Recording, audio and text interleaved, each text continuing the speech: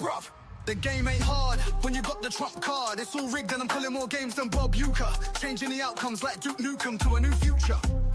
Win some, lose some, bag some, choose none. Will the aliens come save the day? Are we going to listen to what they say? The uranium, cranium, aliens popping up like circadians. Got me spontaneously training in the Palladium gymnasium. Ultimate battle in the extraterrestrial stadium. It really just be the Mediterranean and Sylvanians. Bloodlines, overtime, dragon descendants. Scripting bread and circus lizards in attendance. Serpent queens, breaking dreams, dragging me down.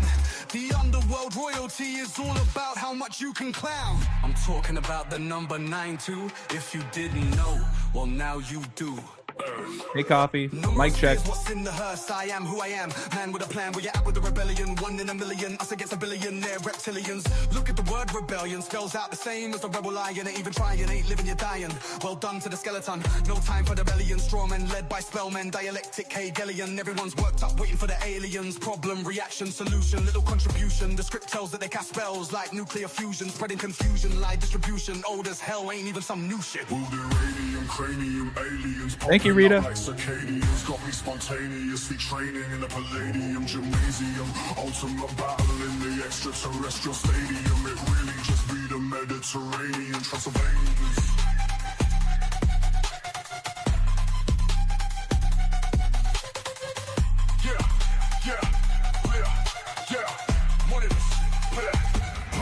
The uranium, cranium, aliens popping up like circadians. Got me spontaneously training in the Palladium gymnasium. Ultimate battle in the extraterrestrial stadium. It really just be the Mediterranean Transylvanians.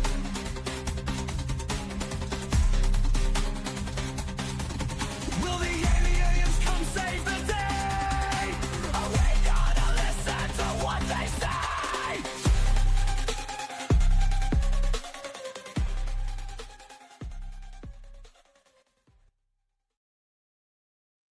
Welcome back, ballers, to another episode on the Balll Don't Lie channel. Eye to eye with AJ, Rambo, and Cody.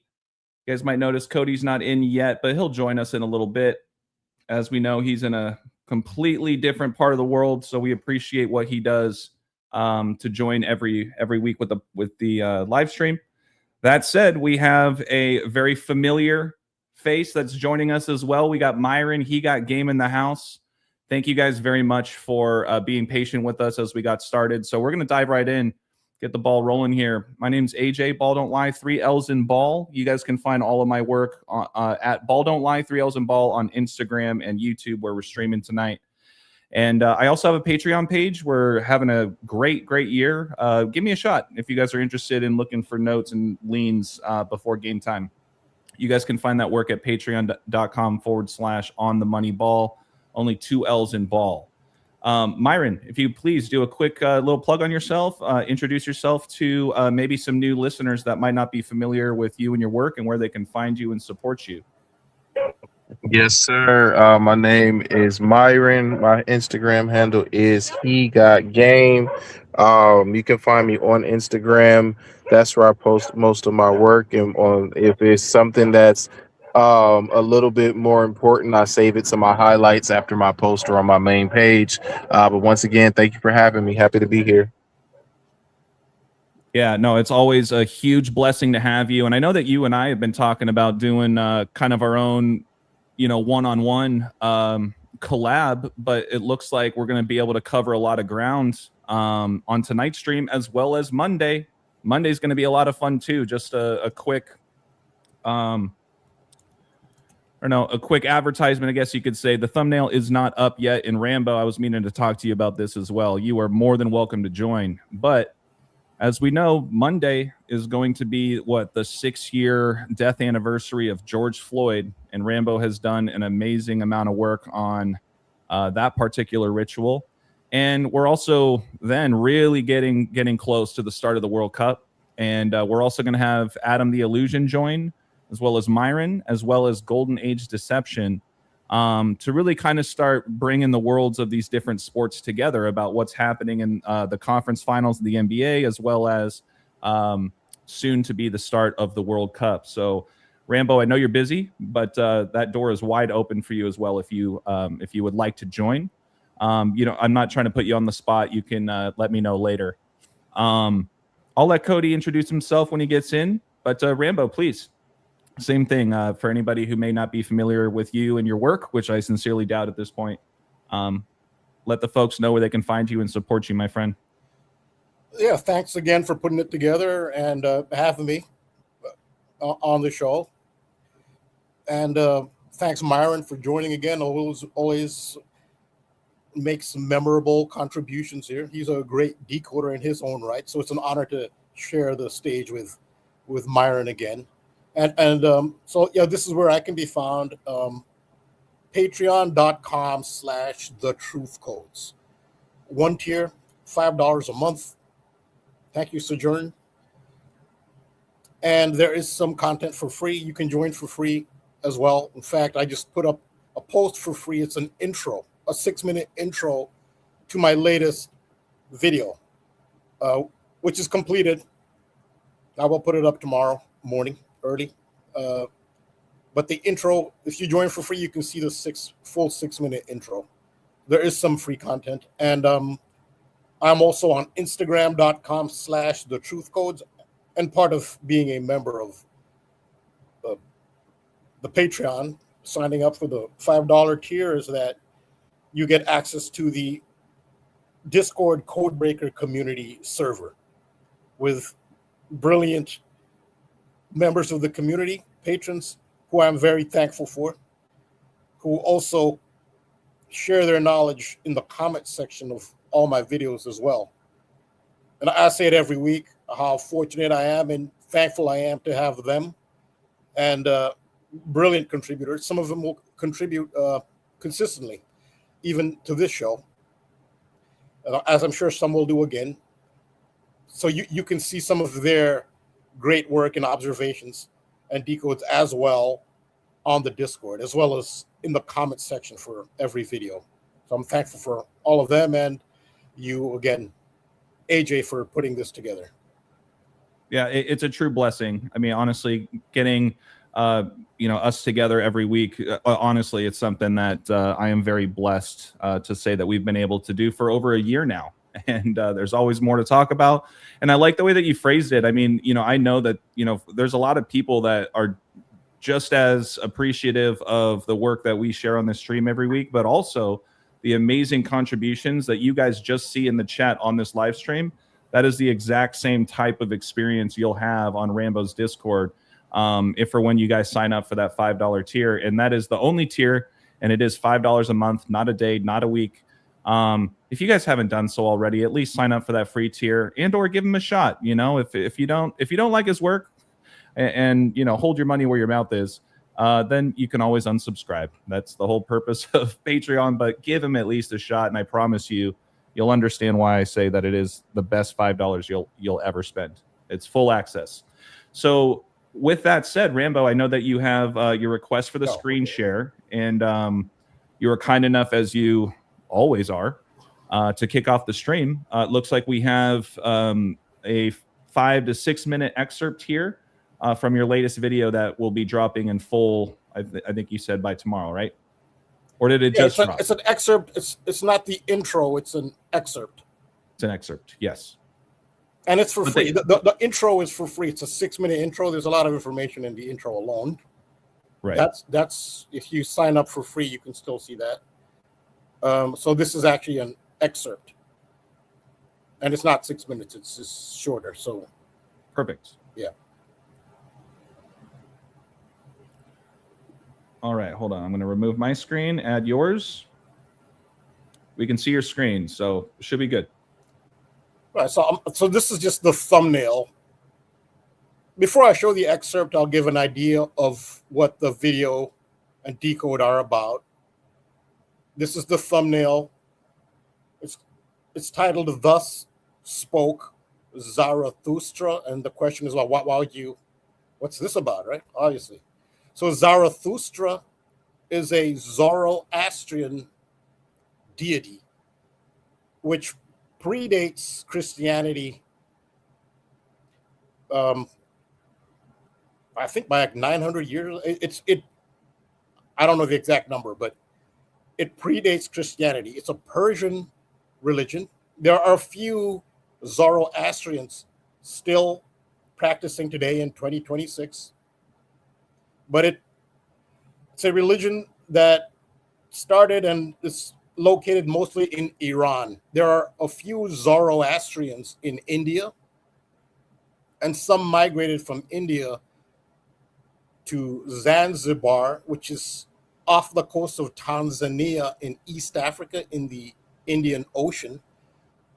The most famous Zoroastrian in the world, somebody who comes from a Zoroastrian family in the world. This isn't in my decode, actually. I'm just thinking of it off the top of my head. Now that I think of it, I do have to talk about him.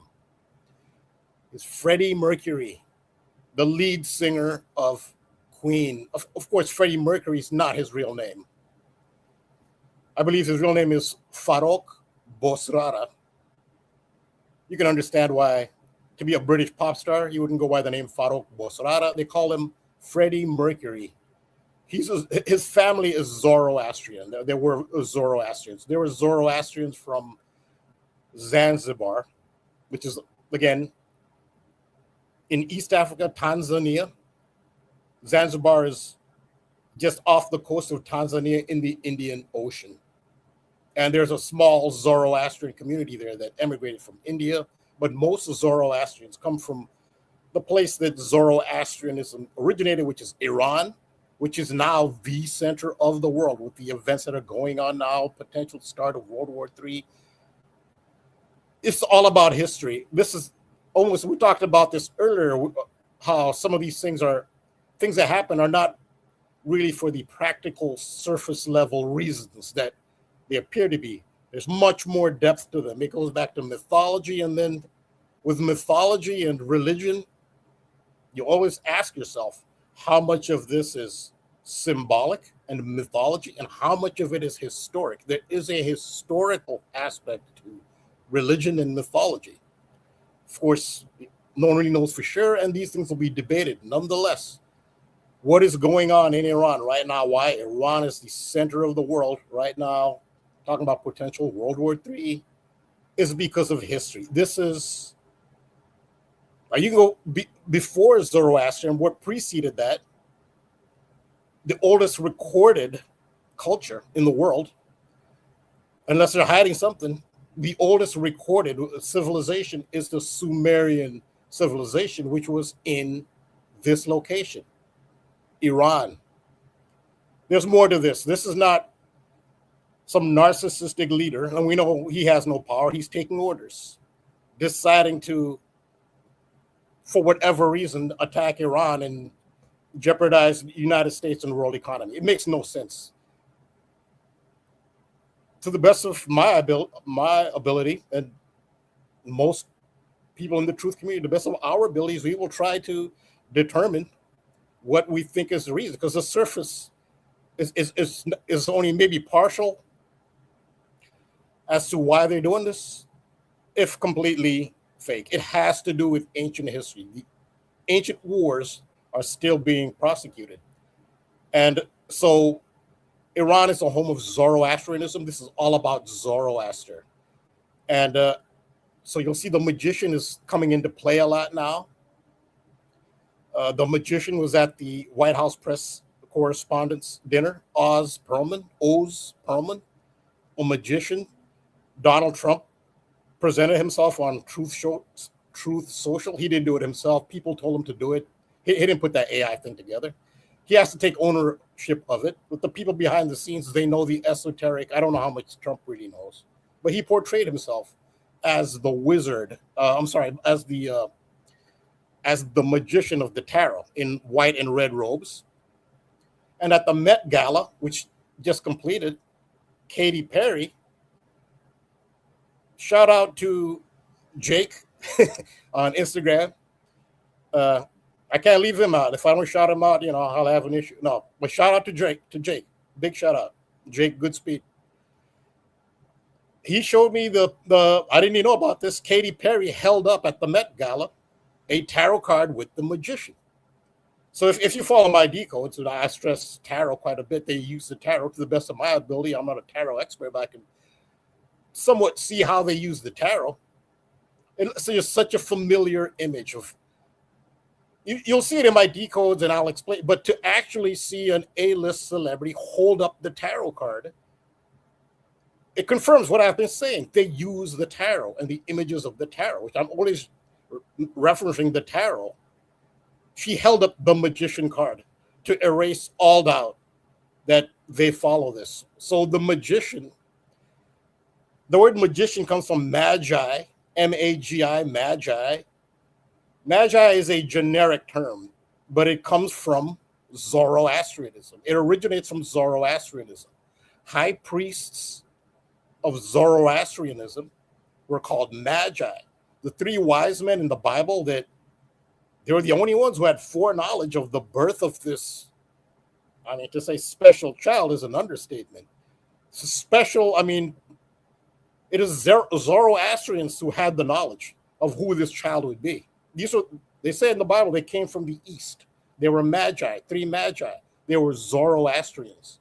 They weren't Hebrew or Jewish. I don't think they were Jewish at the time, or Hebrew or Israelite priests. You'd think they would be given the knowledge, right? No, it wasn't. It was given to Zoroastrians, who Christians consider pagans. Why were three pagans given the knowledge of the birth of Jesus then? There were three magi from the East, from Persia, who are Zoroastrian high priests. Magi, you get magician. And so that's just to emphasize the importance of Zoroastrianism, whose lead figure is the messenger god. He's a messenger. That is Zoroaster, who's AKA Zarathustra. So this title of Thus Spoke Zarathustra, it was the title of a song that Stanley Kubrick used for 2001: A Space Odyssey. If you heard it, if you're not familiar with it, you'll recognize it right away. Everybody's heard it. It's a classical music score, and it's by Strauss, the German composer Strauss. He's the one who composed it, and so that ties into what I'm talking about here. The emphasis on flight and aviation, which I've been stressing.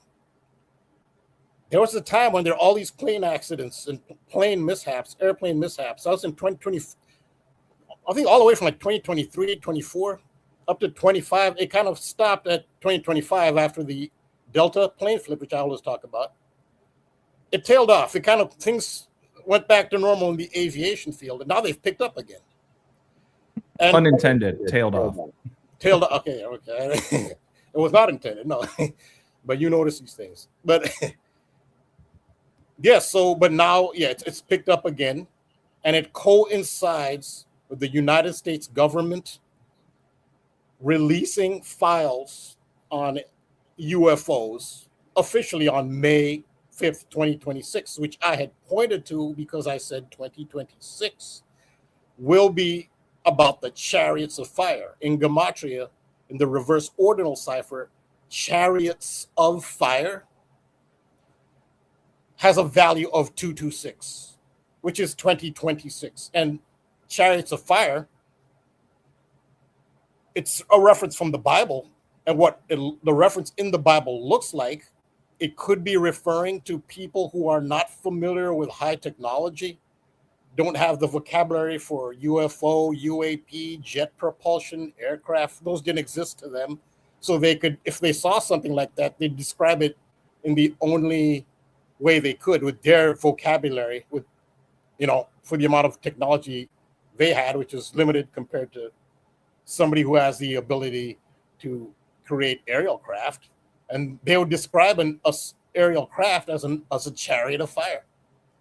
And Elijah was taken up. This is in 2 Kings chapter 2, verse 11, is where Elijah is taken up in a whirlwind by a chariot of fire. So there appeared a chariot of fire in the sky, and Elijah was taken up in a whirlwind, and he wasn't seen again. Now back then, you just have to think of it as something angelic, supernatural. But now we have the vocabulary knowledge that kind of technology to say, well, that sounds like a spacecraft. And we've seen how things that were science fiction that seemed impossible and far-fetched suddenly become possible. And so things like teleportation, which very likely could already have been mastered.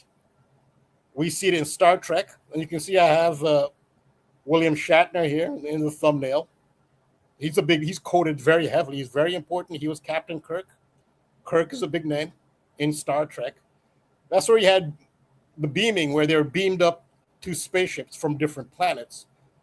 That's what's described in the Chariots of Fire by Elijah. Elijah was essentially beamed up.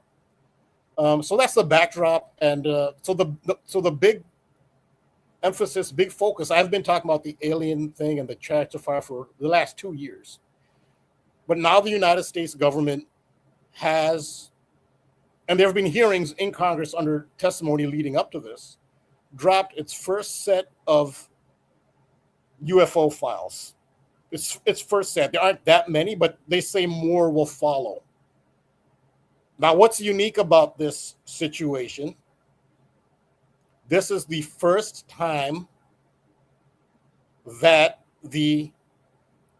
those in power, the United States government, they're not the only ones in power. Of course, they're not really the real power. The government answers to another power, which we talk about all the time, which is an oath that's taken in secret, unlike a public government oath of office. Now, the real power is a secret oath that they don't show the public. Nonetheless, the United States government is the authority. What is unique? The authority for the first time, if it's happened before, I can't think of it. Maybe it has. I can't think of another time that now they're saying the conspiracy theorists were right all along. For decades and decades and decades, it was those labeled as quote unquote conspiracy theorists who said the United States government has knowledge, concrete knowledge of the existence of intelligent beings who've created craft who are not from Earth, who have technology superior to Earth, and the United States government has concrete proof of their existence. It was the conspiracy theorists who were saying that all these years, and the official story from the United States government is that's ridiculous, that's absurd. The typical conspiracy theorists, you portray them as, either just people with active imaginations or literally insane. That's what they've been saying for decades. When it comes to UFOs, it was the conspiracy, quote unquote, people who are labeled who are saying they have this knowledge. Yes, they do. It reminds me of Phoenix Lights. I think you and I talked about that briefly at some point, because you're the only one really that I'm aware of that's really been talking about the extraterrestrial alien UFO themes for quite some time. But do you know what I'm talking about? The Phoenix Lights, that whole story where there were tens of thousands of people that at the same time all claimed to have seen it was like 7 massive lights that what they were saying from their point of view were miles long, that were just hovering over, I believe it was the Phoenix area. And then the next day or two, like the state legislature or something had a guy come out in an alien costume, and they were pretty much like making fun of the whole situation. It reminds me of that story. I thought that was fascinating. Yeah, and Arizona is one of the epicenters for this. So Arizona and New Mexico are the epicenters for, and Nevada. Those are the 3 states that are the epicenter for this UFO extraterrestrial phenomenon. For some reason, it's those 3 states.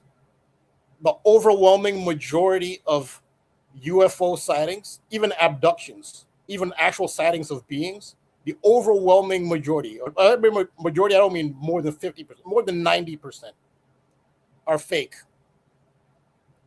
It's the U.S. government and also private industries. There's a secret space program which is privately funded. It's not NASA. It's outside of the government, and it does illegal things. And like abducting people. They've recreated these crafts. So 90% or so of most sightings are fake, but they're very realistic, and they're things you've never seen before. You've seen aircraft do things that normal aircraft cannot do, making 90-degree turns and in a split second going to the other end of the sky. Those are actually man-made. They've back-engineered them from downed real craft. Very few UFO sightings and encounters are authentic. So this is what has to come out in the UFO hearing. So it's a start. It's a milestone because, again, it's the first time that the government has now admitted that conspiracy theorists were correct after all, that they were telling the truth. And some people still can't wrap their head around it because they were so conditioned to believe this is kooky, it doesn't exist. They still can't wrap their head. Even the media still can't wrap its head around it. Even the government has been saying it under oath over and over, and now they've released files and they still can't wrap their head around it. They still can't believe it. So this is headed towards something. Anyone can make of it what they want. They can decide if UFOs, extraterrestrials don't exist, or space doesn't exist, or space does exist and life on other planets doesn't. That's fine. And they're making it up, or what I think is the case, they are making it up. They're faking it. They're faking it so you can't distinguish from the real, authentic UFOs, which the government says they do have craft and bodies. Some are dead bodies and some are alive. They have them in captivity. So what they're doing is now they're pushing it, or now they're admitting it. What I suspect is, so it doesn't make sense. So like Werner von Braun, they say his wife said, von Braun, Nazi scientist who co-founded NASA, he said that the final push for the New World Order, the final clincher, is a fake alien invasion. Now, this is what I find curious, if that really is their final move, because if there's an alien invasion, the world will be forced to unify and accept a world government. I say there already is a world government. It's secret societies. They're the world government. They're global. These governments are fronts. It's already global. They don't need to make it. They can make a global government that's more visible, but there's already a global authority that runs. I'll give an example. Iran and U.S. are bitter enemies right now. They're at war. U.S. violated their sovereignty and just started bombing them. Such bitter enemies. Most people, many people in the truth community know this. Not everybody knows this. But just look up the Iranian parliament building. It's a pyramid with 33 windows. I think we know who really is. It's these same symbols all over the world. All these government authorities who look like the authority. No, there's another one, and they communicate with symbols. We can see the symbols in Iran, so we see who really is the power there. And it goes back to ancient history. And there's more to ancient history than we're told. Mythology is not just mythology. Iran is the home of the Sumerian, the oldest civilization. People can speculate on the mythology, but I think it's they're pointing to the fact that some of these ancient forces have always been in power. They always have been. And the people with the knowledge of this are the secret societies. The secret societies have that knowledge and they communicate in code. And to me, it looks pretty clear what they're communicating. And then it's just up to us to guess what we will believe.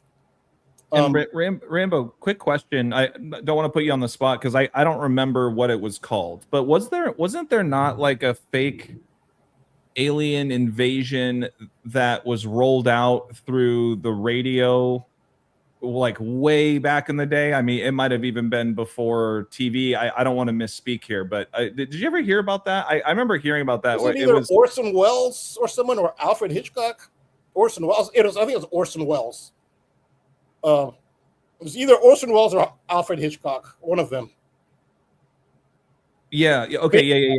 Yeah. They had a radio broadcast. Orson Welles' War of the Worlds. Right. It sounded, yeah. So it was basically, so at the time, this is when television was not the radio was the main source of information and entertainment before TV had, become established. It was radio. And they had an emergency broadcast. It was emergency. And a lot of people stopped, dropped what they're doing because everybody listened to the radio at the time. Everybody had the radio on all the time. And they said there's an emergency. And it sounded real. And they said that basically there's an invasion by aliens, extraterrestrials. But they didn't do it as wasn't April 1st or anything. They just did it like it was a real thing. And there was panic. There was real panic across the United States. And then later on, they decided to admit that, oh, by the way, no, it was just a hoax. Sorry for the inconvenience. So yes, that is very significant. I need to look that up and put that in. The date of that is very significant. Yes, they did do that. But what I find curious is if their big push to unify the world under one government, because the world has to come together to fight a common threat, if the alien invasion is their final, I guess their final tool for a world government to force the world to unite. Like I said, government's already united under the secret oaths. Then why would you spend all these decades telling people that UFOs and ETs do not exist and that it's a conspiracy theory? Yes, it doesn't make any sense. You're working against, if you would think that they would want to spend all these decades since the 50s, because Werner von Braun, like he said this, and he came over in, I guess, right after World War II, and he worked for NASA, 50s, 60s, if he has his inside knowledge, wouldn't they want to convince the world that ETs and UFOs exist for all these decades, so that eventually, when the time comes, when you have the technology to fake like Project Blue Beam and other things more advanced than Blue Beam, they actually have recreated the craft. Like you will see that, you will be convinced that this is a UFO, UAP. Even the beings that you see. I just looked it up, by the way, for your reference, Rambo. Apparently, or reportedly, it aired on October 30th, 1938, and very soon added that it aired, October 30th, 1938, as a Halloween episode. All right, that's very interesting, because that is the date on which Donnie Darko ends, on October 30th. Mr. S says it was. Oh yeah. Oh my God, man. And Donnie Darko, that directed Donnie Darko, and of course, and I think his name is Richard Kelly. He's the director of Donnie Darko. His father worked for NASA. This all ties in. Yeah, and then shout out. I think it's. Sorry, I had to flip the tab here. I just pinned it. Mr. S says it was on Mercury Radio as well. So and yes, that's very interesting. That ties in here as well. Mercury is the Roman version of the Greek Hermes, but an older form of the archetype is the messenger, is Zoroaster. So Mercury, Hermes, Zoroaster, they're the same archetype, which is why in tarot, the magician card, Magi, comes from magician. Magi comes from a Zoroastrian high priest, Magi, magician. They knew of the birth of Jesus, who's the messenger. It's the same archetype. It's all the same archetype, the messenger. Go back to Zarathustra, Zoroastrianism, Zoroaster. It was a Zoroastrian high priest who were the three Magi who had the birth of Christ. So Christianity is attached to the hip with Zoroastrianism. Whether or not Christians want to accept this pagan religion, well, that's what the Bible tells you. And it's the same archetype. It's Hermes, it's Mercury, it's the messenger. So the whole magician thing is part of all of this. So why wouldn't they have spent all these decades starting there? And they shouldn't have done a fake either. If you want to convince people of an alien invasion in the future, it doesn't help you to do a fake over the radio and then now people won't believe it. It's like crying wolf. They won't believe it when you say it happens. It doesn't make sense. They should have been spending all these decades convincing people that UFOs and extraterrestrials exist, but they haven't. They've done the opposite. 2026, and I knew it was because the Chariots of Fire was going to be a big year when it comes to this. We haven't seen the last of it. So yeah, I'll show the excerpt. This is the background to my video. But who do I have in the thumbnail there in the middle? Victor Wembanyama, nicknamed the Alien. It is not a coincidence that the alien is coming to the fore now, right as the United States government does the unprecedented thing of saying essentially the conspiracy theorists were correct all along. And what does that tell you about other conspiracy theories? Maybe you need to rethink those. I mean, this audience doesn't need to hear that. The Alien, that's his nickname. Just in case people aren't familiar. So this is the NBA itself put this out. I think they put this out on X. NBA playoffs. This is coming from the NBA's own account. Look at how the NBA advertises the Western Conference Finals. It's between the San Antonio Spurs, that's the team of the Alien, his nickname, Victor Wembanyama, and the Oklahoma City Thunder with a spaceship. This is the NBA doing it. And San Antonio, right? I mean, founded on May 1st, 5-1, Area 51, same date as the Illuminati. I'm sure I don't want to steal the thunder, but it's probably in this excerpt. But things are really 2 minutes. I mean, stuff like that could be in the video, but just to show you how they're emphasizing it. And again, in the past, when they emphasize stuff like this, you just say, ha ha, that's his nickname. It's just a nickname, and these things don't exist. The United States government is now telling you that these things do exist, and they have proof that they exist. They've been having testimonies under oath in Congress of people with their names and ranks and positions saying that they exist, that they've seen them, or they've talked to people who've seen them, saying that so this is what has to come out if these UFO file releases are to have any substance whatsoever. What has to come out is the fact, and it's a fact, that the United States government has back engineered these craft and has recreated them.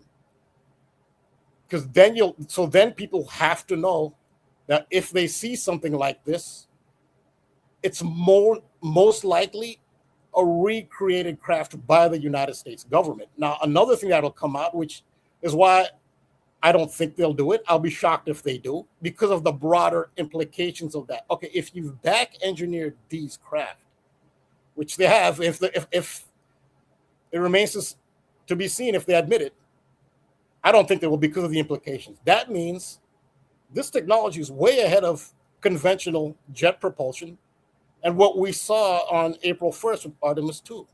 This 1960s, 50s even, Jack Parsons was alive. Technology in 2026. How has everything advanced? A telephone is now a supercomputer. But a NASA rocket is the same as it was in the 1960s? No, what this will tell you is they've advanced way beyond what they showed you with Artemis 2, 1960s rocket, which is not impressive, relatively speaking, to what is available in modern technology, which is this right here. You don't need rocket fuel. You don't need to, and that polluted a wide area, the Artemis 2. You have anti-gravity technology, and one of the scientists who's disappeared, several of them, either dead or disappeared, because now there are all these scientists that are disappearing or winding up dead, being suicided, is that they have, they've pretty much mastered anti-gravity. And if their papers are published, then the world can now have access to anti-gravity technology. So these are some of the scientists who are being disappeared, but the genie is really out of the bottle now. It's just how successful can they be in suppressing anti-gravity technology? If anti-gravity technology becomes available, that completely revolutionizes the energy industry and the powerful institutions of the oil industry, and the energy industry will be flipped on its head. It'll be obsolete. Hundreds of trillions of dollars will be lost with anti-gravity technology, which does exist. The genie's out of the bottle. It's just how long can they successfully suppress it? It remains to. So there was a time when things like this, you'll say, yeah, that's how you promote the Western Conference Finals. Yeah, to get people interested in the NBA. a flying saucer. He's named the alien. Well, it's different now because the United States government has officially said that this does exist. So that's the backdrop. So this is the full video is 27 minutes long. It's completed for patrons. For free, you can see the 6-minute opener. This is an excerpt from the body of the. And think about this, you guys. Once again, Rambo's only tier on his Patreon is $5, and it's for all of his content, all of his posts, access to Discord.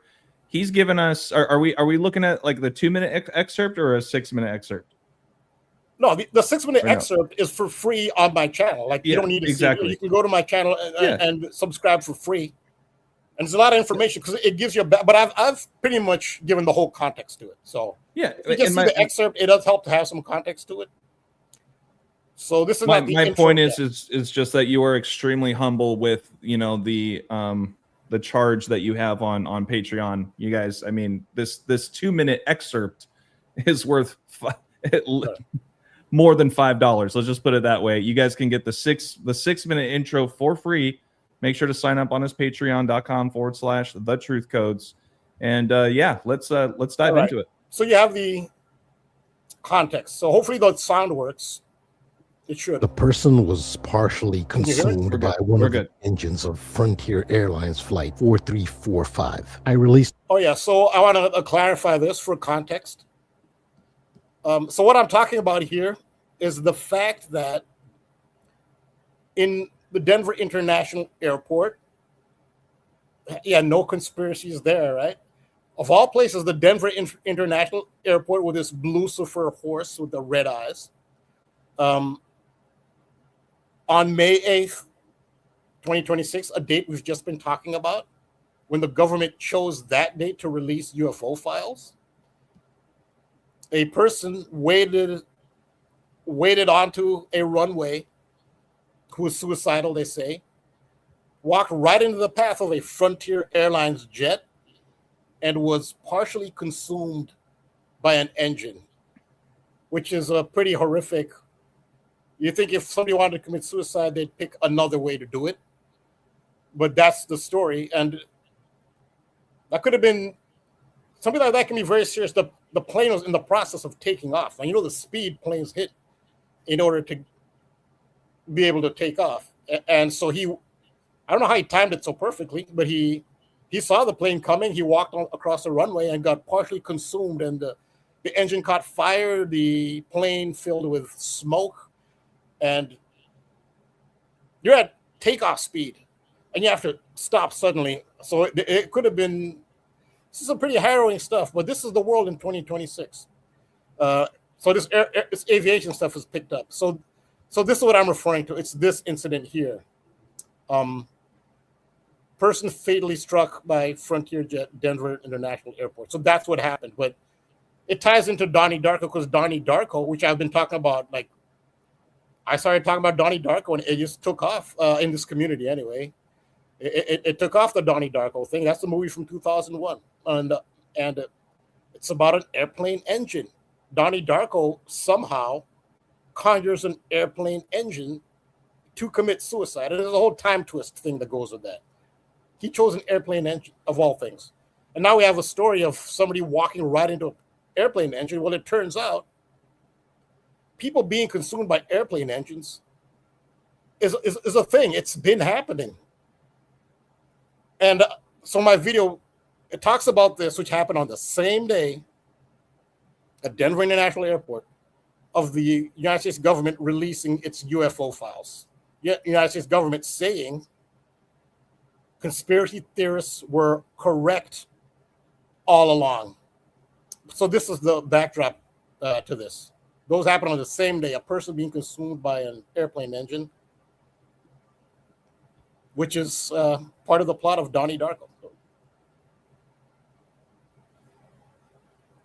The person was partially consumed by one of the engines of Frontier Airlines Flight 4345. I released a video the day of the incident without knowledge of the incident and used the graphic of a jet plane engine in my thumbnail for my written decode titled The Watchtower. This was not to make light of the event. It had not happened yet. I used the jet engine because I alluded to it in my decode regarding occultist jet propulsion engineer Jack Parsons, who's pictured standing in a massive jet engine in the autobiographical series about his life, Strange Angel, that was aired on CBS from 2018 to 2019. In The Watchtower written text decode, I referenced the 2001 cult classic Donnie Darko that centers around a jet engine whose origin is mysterious and may have been conjured by Donnie Darko himself in order to collapse the Matrix, so to speak, a time-space sequence.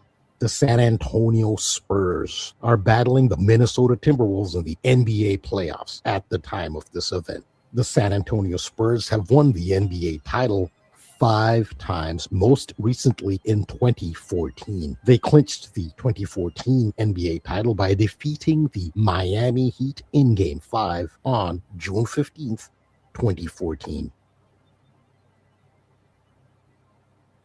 It was Frontier Airlines Flight 4345 that killed the individual on May 8th, 2026. So I wondered what may have occurred 4345 days before May 8th, 2026. 4345 days before Frontier Airlines' Denver International Airport tragedy was June 15th, 2014. The day on which the San Antonio Spurs clinched its most recent NBA title at home in San Antonio. A person being pulled into an active jet plane engine is a rare. I just want to stress that part. It was flight 4345 on May 8th, Frontier Airlines at Denver International Airport, where the person was partially consumed, sucked into the engine. It was flight. So the flight number is very important. It's 4345. So I took the date that it happened on, May 8th, 2026. Again, the same day as the United States government's UFO file release. I took the flight number, and I said, okay, how many days, 4345 days before this, was that a significant date? So I went to the Gematrinator date calculator. 4345 days after flight 4345 consumed a man in the engine was June 15th, 2014, which, I mean, off the top of my head, I had to look up, is that date significant? So I put June 15th, 2014. And what popped up? The San Antonio Spurs clinched the NBA title on that day. That's unbelievable, Rambo. Especially, and I don't even want to sidebar and pause the video too long, but makes me think of the 9/11 connections. 15/6 is 9/11. Has those connections through the primes, and then we've talked about this multiple times. Tim Duncan and David Robinson were the twin towers, but I'm pretty sure in 2014, David Robinson was already retired. Yeah, Tim Duncan was on his own, so he was the one tower standing there at that time, right? Yeah. So there's kind of that one tower, two towers, one tower, one World Trade Center, Wemby #1, etc. Amazing. So, and this was the last time that the Spurs won the NBA. So he hasn't won any NBA titles since then. This was the date on which they clinched it. So you go from that day, the Spurs clinched the NBA title, which is the most recent. You go 4345 days in the future, and flight 4345 consumes a person on the day the United States government releases UFO files, and the Spurs are in the playoffs led by the alien. You can't make this up. I'm just the messenger. Dude, no, absolutely incredible. And we're only, 20 seconds into this video? You're unbelievable. No, we're 2 minutes and 7.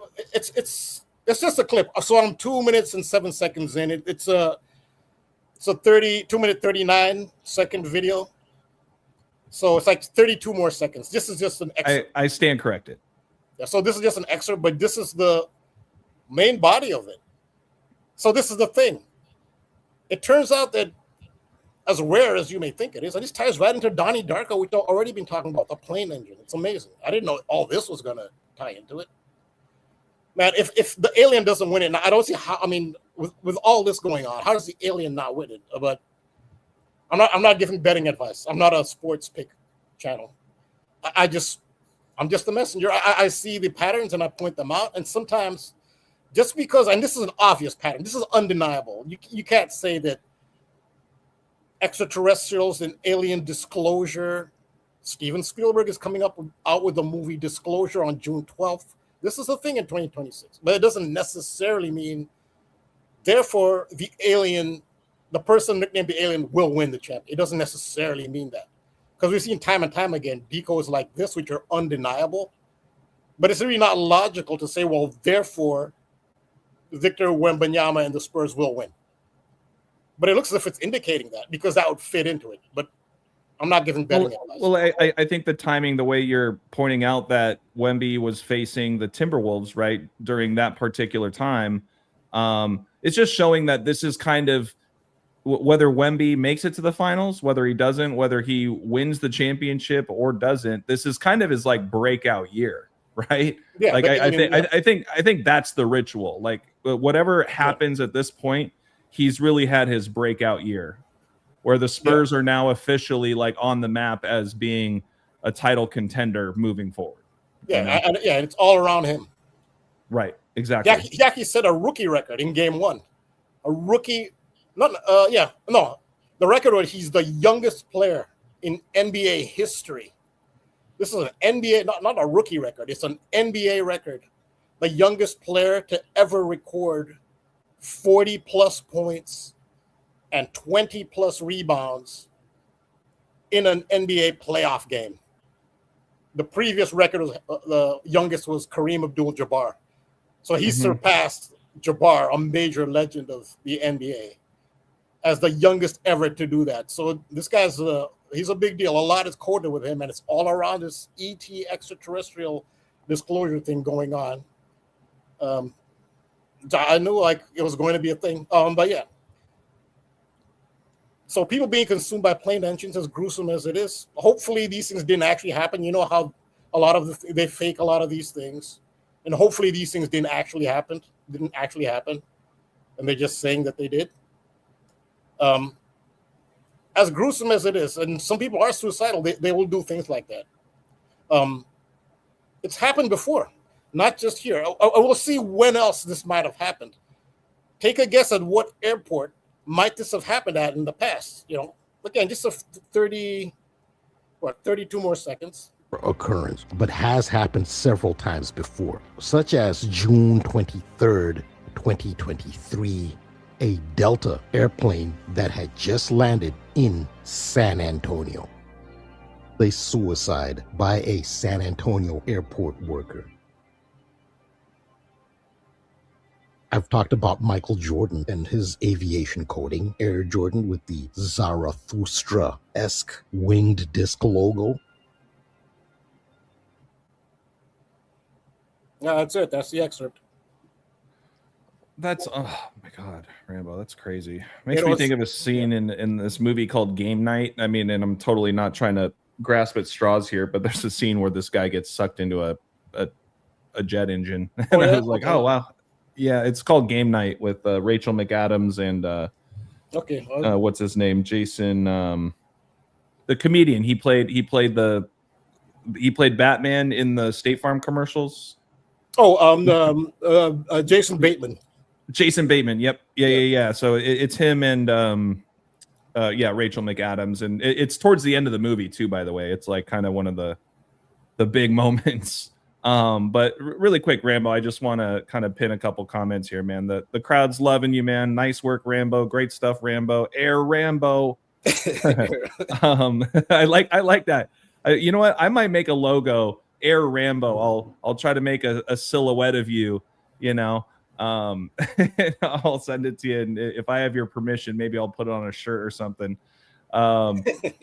That's really cool. You know, I wanted to point out too, you know, IAAOM also mentions that, you know, a spur, right, is worn by a horse rider. and we're in the year of a fire horse, right? So you got that kind of astrological yearly alignment connection. Who else was it? I pinned it quickly. Yeah, Open Up also just pointed out that San Antonio equals 58, right? Oh, so you have and San Antonio also equals 41. And to your point about Wemby, he scored 41 points in that record-breaking game. Let's not forget that his birthday is January 4th, the date written 4/1. So that was very fitting. And then also Mr. S. I thought this was a good one. Space, the final frontier. You know? Yeah, but so that's in the intro to my video. Yeah, it's my intro. My whole video literally starts with "Space, the Final Frontier," which is why I have William Shatner in the thumbnail. There you Frontier go. Airlines. This is all about Shatner. Okay, I'll talk about a decode I talked about earlier already. Sure. So I've already decoded a plane incident this year. Back on March 22nd, the Air Canada that collided with a fire truck at New York City's LaGuardia Airport. Remember that incident? I do. And I decoded it. Well, whose birthday was that? March 22nd. William Shatner. William Shatner's birthday. Yep. Yeah. So he's all over this. He's all over this. Captain Kirk. Yeah. You know what? Once again, not even grasping at straws, but when I think of May 8th as well, this year, that was the 1-year anniversary of when Pope Leo officially became the new Pope, for what it's worth. Yeah. Okay, right. So May 8th was that official day. And of course, words like secret society equal 58. Yeah. So no, I just want to mention that as well. You know, May 8th is a significant date, even just when it comes to the Catholic Church and the Vatican. Yeah, which he's from Chicago, which takes you back again to Jordan, who's home, and it takes you back to Kirk. It's the home of Kirk, Captain Kirk. It's the home of Air Jordan. Mm-hmm. Chicago's the center of so much stuff. Yeah. Yeah, Spadian just mentioned too that year, 2014, was also the last year of the horse. So how perfect is that? And, you know, here's another thing, actually. I'm going to take the stage back really quick. I wanted to share something with you, Rambo. When we're talking about Chariots of Fire, it got me thinking because you know, obviously E.T., Phone Home, The Bicycle, you know, you mentioned Eddie Mercury. I think it was Mr. S. Freddie Mercury. He put in the comments, bicycle. Oh, wow. That's brilliant. That's brilliant. I want to ride my bicycle. That's brilliant. That's absolutely brilliant. Yes. I have to write that. That's Mr. S. Yes. That was Mr. S. I'll have to crawl back up the comments there. Again, he's a Zoroastrian. He comes from a Zoroastrian family. There you go. Yeah. Perfect. I think it was Maggie also mentioned, you know, Donnie Darko, DD, like Disclosure Day. I think that's the name of the movie that's coming out. So you kind of got that DD connection. But I wanted to share with you too, since we're talking about Wemby, the alien, the Chariots of Fire, the bicycle, E.T. and his bicycle, right? Check this out, Rambo. There's and this isn't the first time that I've seen this. It's almost like you're seeing it more now in kind of the sports community. And, you know, there's been a couple of different videos I've seen with like Spurs players going to the local grocery store and then they like buy everybody's groceries and stuff. But I think it was Harrison Barnes did that not too long ago. But check this out, Rambo. There's been this Chariots of Fire kind of symbology here with Wemby, where it was, I think just even a couple days ago, he came into an HEB, which is like the biggest grocery store chain in Texas, and he's riding in one of those like motorized carts. So it's like a really funny looking, like, you know, this massive person on this little cart, but it's like, why aren't you just walking around? And he gets out eventually. But like, why are you even riding in the cart? You know, people are following him around. And then also, when I just pulled up the image, they've even had these like shopping carts or a chariot, so to speak, that was literally driving on the freeway in San Antonio, and there's Wemby driving it. Wow. So just the shopping cart, I think, is very symbolic to the chariot as well. Yeah. And let me see if I can let's see if there's a quick video. Okay, yeah, see, I mean, so like this is from a couple years ago. This one's from last year. 1 month ago. Remember when, okay, so maybe they were reposting a video from a little while ago now. But let's take a look at this one really quick. It's really quick.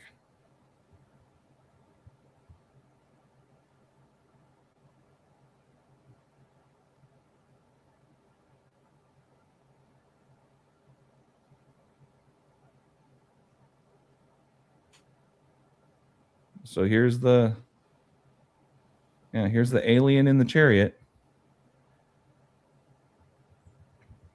And Rambo, hold on just a quick second.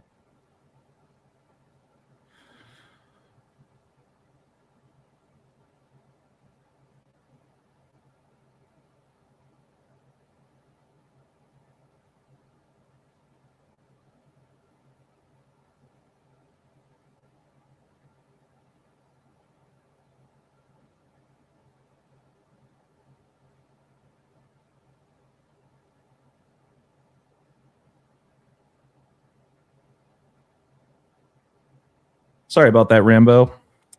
It is storming very loudly over here, and enter Cooper. He's not happy being in bed right now.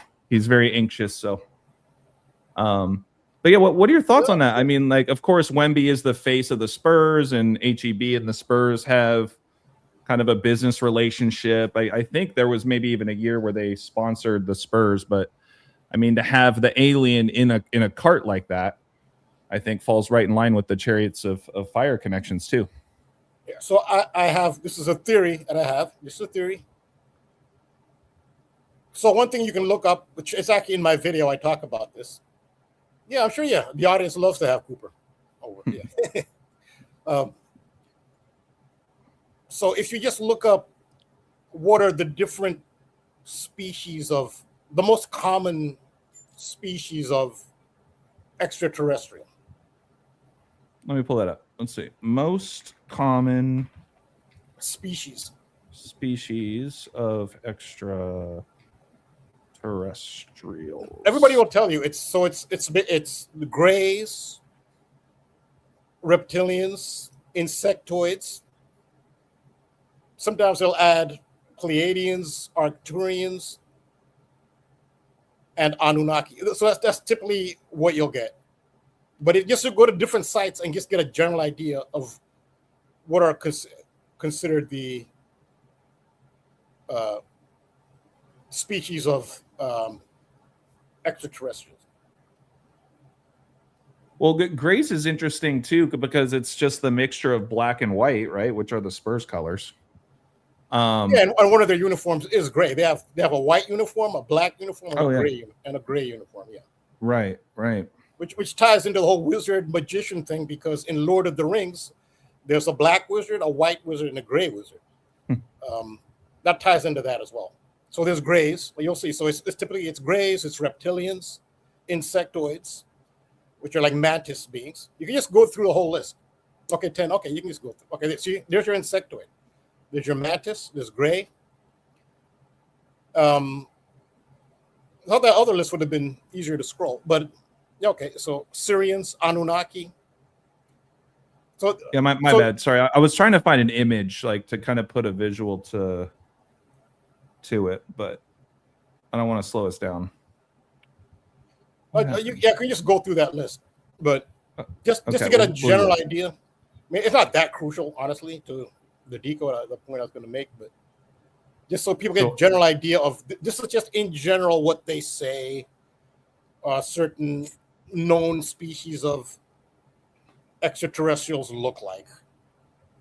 You can, okay, so one of them is Anunnaki. And the Anunnaki are, these come from oldest? ancient. No, you can't really say which is older. I mean, they're from another, you can't say, you need knowledge of some planet. But so the Anunnaki are the ones that are most related to human history. Again, people debate this, obviously. They'll say, no, Anunnaki are strictly mythology. Well, again, a reminder, in 2026, the United States government has said, this is the officials, extraterrestrial intelligent life exists, and the United States government has concrete proof that they exist. Craft that they've made, which are far beyond what humans can do, dead bodies, and live bodies. So they'll code. So they're coded different ones. Like, okay, you can see the Grays code with the San Antonio Spurs because of the color. So since you brought up that shopping cart, I didn't think about it. The Anunnaki are interesting. So the way they code the Anunnaki is there is some theories that the Anunnaki were giants and that they are the Nephilim. So yeah, you'll see there a picture, the one on the far left, if you click that, it's a giant sitting on a chair. Yeah, that one there, yeah. That's a giant. You see that big person? Yeah, on a chair. And then you see the little people. Those are the regular sized humans. So that's depicting an Anunnaki god in relation to human beings. So that's the size difference from an ancient Sumerian relief or Babylonian or Sumerian Akkadian relief. That's how they depicted them. Now, does that mean they really were giants? That's debatable. Have giant skeletons been found and acknowledged? No. People say, yes, they've been found, but the mainstream has never acknowledged that, yes, giant skeletons have been found and they're ancient. And there's more. There's actually more to that. So Gilgamesh in the Bible is supposed to be half Anunnaki and half human. And so he was supposed to be bigger than, he was a giant, Gilgamesh. So Gilgamesh he ruled after the Great Flood. He ruled that area after the Great Flood, Gilgamesh. Saddam Hussein had German archaeologists in Iraq. And they were excavating an area which was described in the Epic of Gilgamesh. And what the archaeologists found, and they were there at the behest of Saddam Hussein, Germany has a lot of the Babylonian, for some reason, they have access, first dibs at Babylonian archaeological finds. They've disassembled and reassembled the ancient Babylonian, the walls of the ancient city of Babylon in museums in Germany. So, yeah, that picture is, I mean, that's explains what they did giant. So Gilgamesh was said to be one of these. The German archaeologists in Iraq, this is in the news, mainstream news and everything, so that's conspiracy. They found that the Epic of Gilgamesh was very accurate. So they were using the Epic of Gilgamesh and its measurements and where it said certain things were in the city. And they were finding that the Epic of Gilgamesh was accurate. Whatever the Epic of Gilgamesh said was wherever a certain thing was said to be located, the German archaeologists found that's exactly where it was located. The German archaeologists validated the Epic of Gilgamesh, which meant that it was beyond myth. It actually was historical, which meant that they potentially could have made the greatest archaeological find in human history. And what is that? The tomb of Gilgamesh, because it was perfectly accurate up to then. So they said, if that's the case, once they saw that the Epic of Gilgamesh is accurate,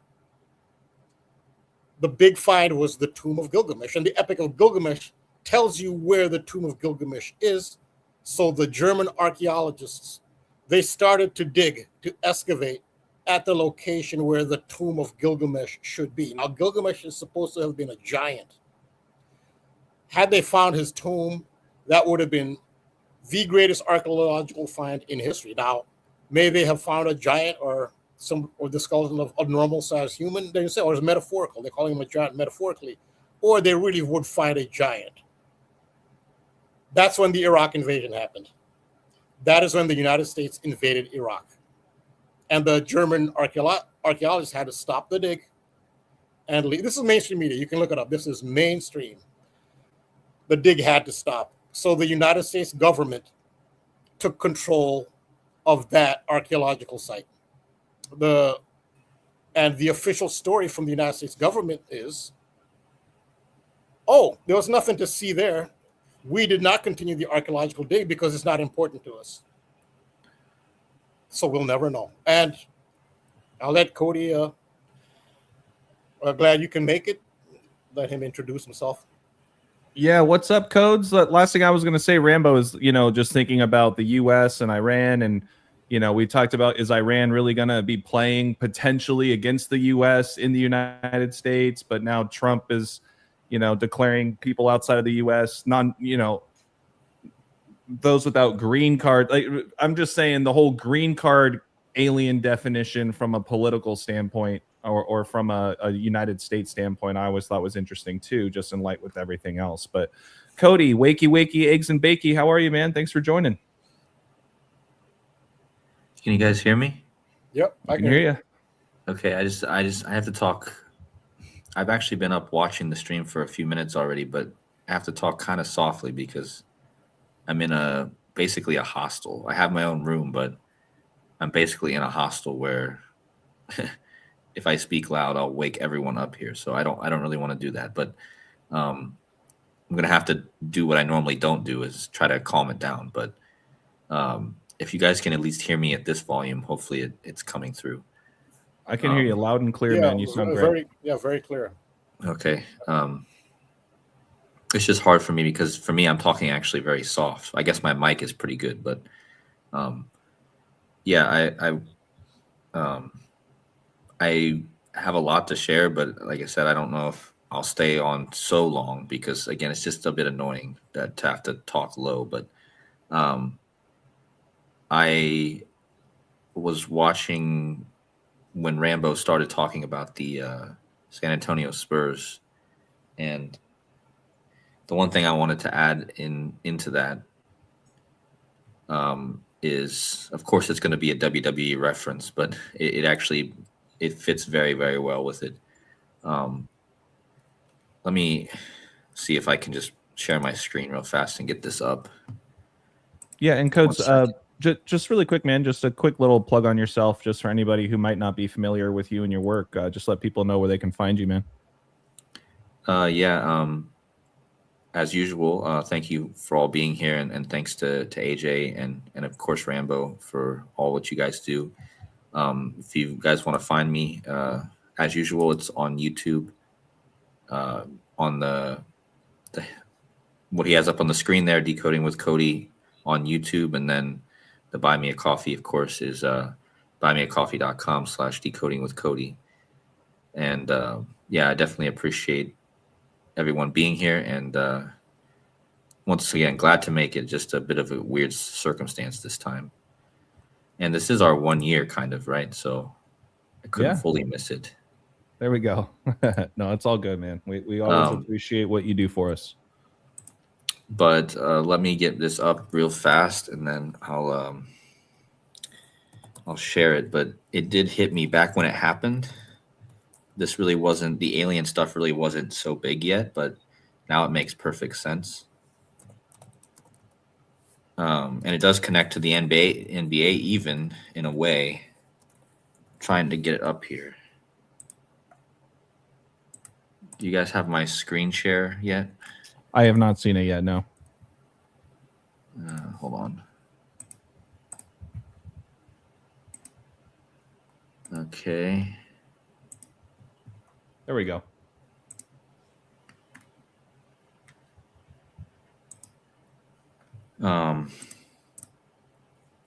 Yeah. So basically, most of you guys probably know this is Bray Wyatt. He's the most famous wrestler that has died in the past couple of years. He was a current wrestler when he died, but his whole thing was he didn't specifically talk about aliens, but this match was one of his last matches, and it occurred. It was called the Pitch Black match. It occurred in San Antonio, and this match, look at how he looks. First of all, he looks very alien-like. In fact, he reminds me of the creature Alien from the Alien series. The way he dressed in this match, like this. You see this? Does that not look exactly kind of like the Alien Predator, or I think it's Predator actually that what I'm thinking of. You know how the Predator has that mask and those weird teeth. If you didn't know any better, this would look exactly like it, in my opinion. You guys know what I'm talking about? I do. Yeah, I never saw those movies, but I mean, I've seen clips of them. Yeah. So, Like, just real quick, the point I was making is you'll see how extraterrestrials are always portrayed as a threat and evil and dangerous and psychopathic and predatory. That's a theme. And the only time you've ever seen them portrayed positively was E.T. And Steven Spielberg was sent a very strong message: never again to portray extraterrestrials the way he did in E.T. And ever since then, you've never seen extraterrestrials portrayed positively. So yeah, I just want to make that point. It's a very important point. yeah, that's a good point because, yeah, I mean, I guess I didn't even really think about that because I guess most of the aliens are depicted as at least aggressive towards humans, you know. And yeah, so what I was kind of getting at was this is the from the Predator series. Of course, you had Alien versus Predator series as well, but it looks very similar. You know what I mean? With the dreads, the way the hair looks, and the way his mask looks here. You guys can get what I'm pointing out, right? But what makes this even more crazy is that it was in San Antonio, which now Rambo just connected with this alien thing. And the last thing he did in this match, he won the match, but the last thing he did was jump from the top of a podium or a high place. He jumped from a high place and he fell, right? So fallen angels, aliens, he fell, and at the bottom he supposedly landed on top of the other guy, but there was a huge explosion, and it was kind of a very symbolic, like, falling. But before this, what makes this even more interesting is that before these matches, Bray Wyatt's catchphrase was, well, he did this speech called Baptism in the Dark, I think he called it. It was in Green Bay. It was a couple of weeks before this match, I think. And he said, he ends the speech by saying, "We're here." Like, we are here. You know what I mean? Like, aliens, we're here. And he said that throughout his career, but this speech was, you can look it up if you want. I'm not going to play it, but he literally says, "We're here." And then he comes into this match looking like an alien and then jumps from the top of a, yeah, the Uncle Howdy stuff. Yeah. They just released. Okay. So the Bray Wyatt stuff, I've already talked about him before because he had the Wyatt family. And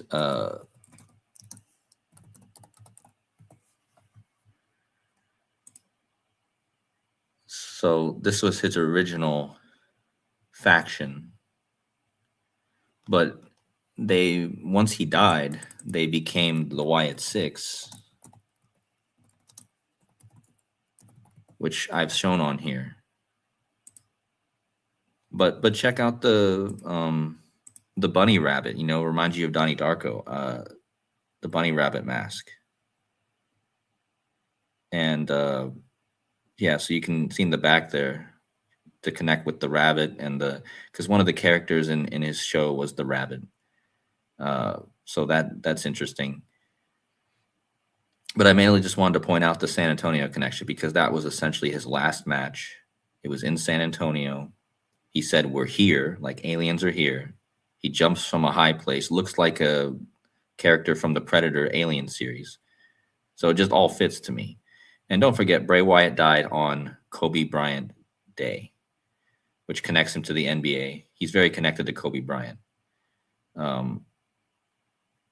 And I haven't looked into this anymore. This is all I really have. But I was really thinking as you were talking that this was connected. And I wondered, you know, at the time when he said "we're here," it did remind me of aliens back then.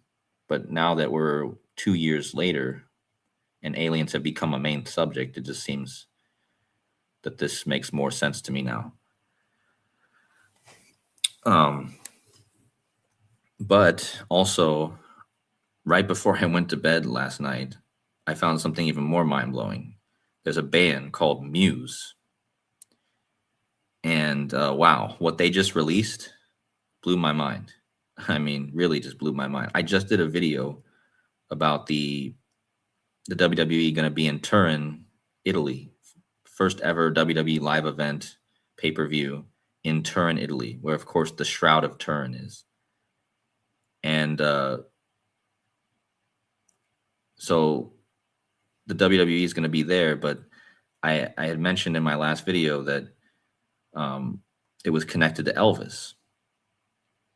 And Elvis, of course, based off of Jurassic Liars research, has connected Elvis to the Space Needle in Seattle many times, and has even connected him to E.T., Elvis. But Elvis also died 1 day after the wow signal was sent. You guys know what that is? I haven't heard of that. You guys never heard of that? Wow, that's crazy because I always forget about this. The wow signal? It's called the wow signal, yeah, and it's if you never heard of it, you got to look into it. And I don't know, Rambo, have you ever heard of it? I've never heard of it, no. Oh wow, okay, so this is going to be interesting. So Elvis Presley died 1 day after the wow signal was received. Now this signal was supposedly received from space on August 15th, 1977. Elvis would go on to die 1 day later. And the band Muse just released a song today. Well, technically today where you guys are, but yesterday where I am, May 19th. And it's going to be a song off their new album called The Wow Signal. And I was like, oh my gosh. Because, you know, Jurassic Liars, he's been talking about Elvis in Seattle and the Space Needle for years and years and years. He's talked about the wow signal many times. But I don't even think he knows that this album's getting ready to be released. So what is the wow signal? And I've been talking about a Nixon shock and like a shocking events because everything that just happened this past week with the horse races was connected to the Nixon shock. And when you think about wow, you think about shocking things. Wow, you know, wow. So it fits in with what I've been talking about. But this signal, again, they even called the album this based off of the 1977 event. So what is that? The wow signal. A narrowband radio signal detected on August 15, 1977 by Ohio State University. So even connects to me being from Ohio. A big ear radio telescope in the United States, then used to support the search for extraterrestrial intelligence. The signal appeared to come from a direction of the constellation Sagittarius and bore expected hallmarks of extraterrestrial origin. Astronomer Jerry R. Emin discovered the anomaly a few days later while reviewing the recorded data. On the computer printout, he circled the reading of the signal's intensity 6EQUJ5 and wrote the comment "wow" beside it, leading to the event's widely used name.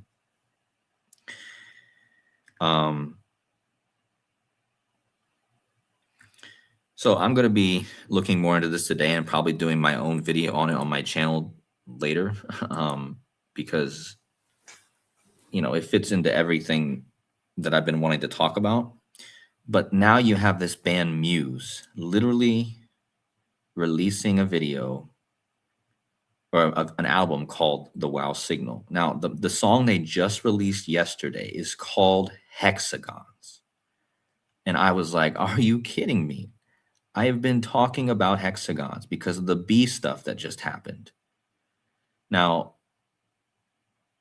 the first thing I thought of, well, my last video was about the WWE and how Cody Rhodes is coming into Turn Italy and he's going to be facing Gunther. Gunther equals Saturn, 93 in the same cipher as Saturn. And I made a whole big deal about Saturn in that video. And now the next day, there's a song released by Muse called Hexagons. And if no one knows, there's a hexagon on Saturn. Now, this album, The Wow Signal, Hexagon, is a song on that. And in this video for Hexagons, and the first thing I thought was, okay, well, this has to tie into Saturn. But that's before I watched the video, right? I was like, okay, this has to tie into Saturn and then hexagon stuff. But then I turn on the video, and much to my surprise, what do you think is featured heavily in the video? It's so crazy.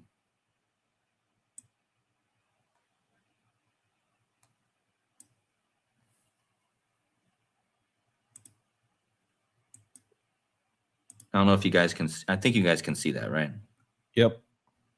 So look at this. They didn't even hide it. They just put Saturn right in the video.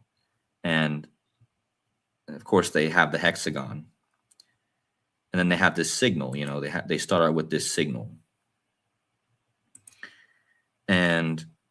But yeah, I was like, are you kidding me? I just talked about Saturn yesterday. And then at the end of the video, they go into this storm. And it kind of ends in this this kind of lighting. It's hard to explain. But I just kind of wanted to point this out. I haven't even looked any more into it, really. But what I did notice is that not only was Saturn in the video, but if you just use simple gematria and you use the song title, I mean, look at this. Hexagons, that's what it's called, equals Saturn. So it equals 93. I just talked about that number yesterday with Gunther being in the match, you know. And but yeah, I mean, just a lot of crazy things that I'll probably find more about. But also the lyrics to this video are pretty crazy, actually. I mean, I'm a marionette with severed strings, gorge on my soul while I'm weak and dying. That's like a predatory, haunted by futures I can't avoid, a shape emerged through the fog of war, synthetic and divine. This is a lot about AI. We touched the veil and it broke our spines. So it made me think of, right now, the veil is being lifted. We are touching the veil now. I mean, the whole Shroud of Turin thing I just connected, revealing the face of Jesus, the Disclosure event, even on the front of the Disclosure Day movie, there's the lady's like kind of behind a veil in a way. And so touching the veil we touched the veil of this Disclosure event, and we broke our spines, broke our backbone, which is interesting. Also connects with our resistance. This one's what really gets me. Our resistance is mass produced. I mean, think about that line. Our resistance, they're literally telling us our resistance is mass produced. which pretty much means that the so-called resistance that even we supposedly do every day on our channels was mass produced by them. Did they bring this research into the, I mean, think about everything that happened since Zach brought this into the, I mean, a lot of times people call Zach an agent. I mean, it's possible. I'm not saying he is, but think about everything that's happened since he brought this really into the front. And it's not like they didn't want all of this out there. So our resistance is mass produced. Everything that we've done could have been what they wanted. She will ghost write my obsessions, reach out, touch me, draw me from the 6th dimension. You have been forcing my hand. Love, there you go again. Love revealed our, what's it say? Love revealed our failed rebellion. And then it repeats this chorus again. Our resistance is mass produced, but so deep lines and very in your face. Now this doesn't seem very alien-like, but it connects with the alien stuff because it's off the album Wow Signal, which of course is about extraterrestrials, but it makes you wonder if the AI is the extraterrestrial also. Because I'm glad you said that, Cody, really quick, because it got me thinking again about Toy Story 5 coming out on your birthday. Mm-hmm. And one of the original characters in Toy Story, besides obviously Buzz Lightyear, right? The astronaut, essentially, but also the aliens, the 3 green aliens, right? Right. And what I want, and I'll pass it right back to you, Cody, but I pulled up a trailer from Hollywood.com, and I'm just going to keep the sound off. It's only like a minute long, but apparently this Toy Story 5 now is all of the toys are now being threatened by essentially AI, by like a tablet, by technology, instead of these physical toys you play with on the floor. Now most kids, right, they have their tablets and things like that. So I just wanted to share this in light with what you just mentioned. Like I said, it's only a minute.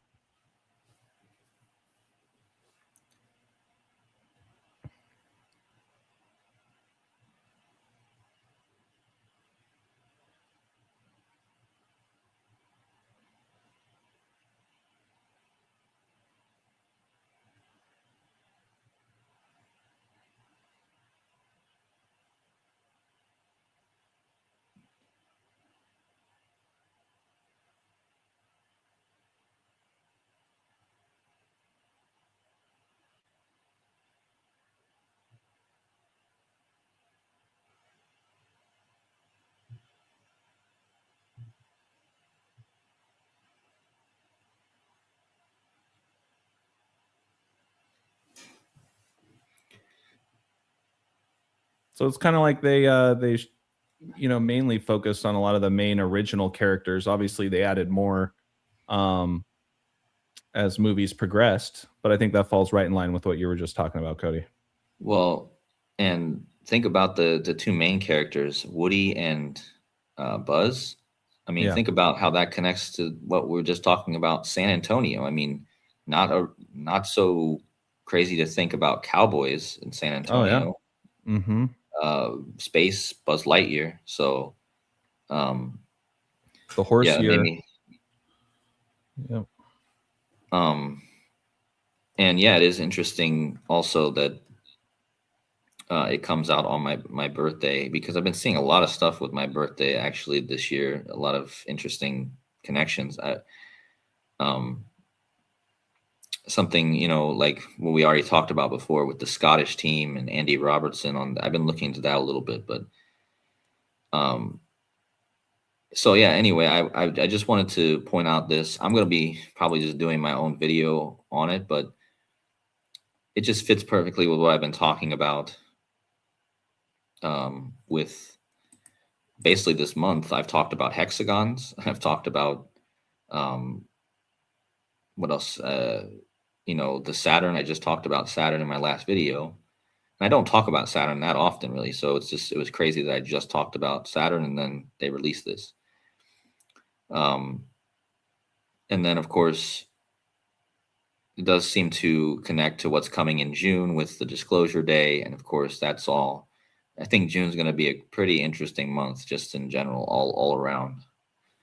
It's been the news cycle has been, although it's been kind of eventful for us as esoteric researchers, that the news cycle in general has kind of lulled people to sleep. I feel like views are down for most channels.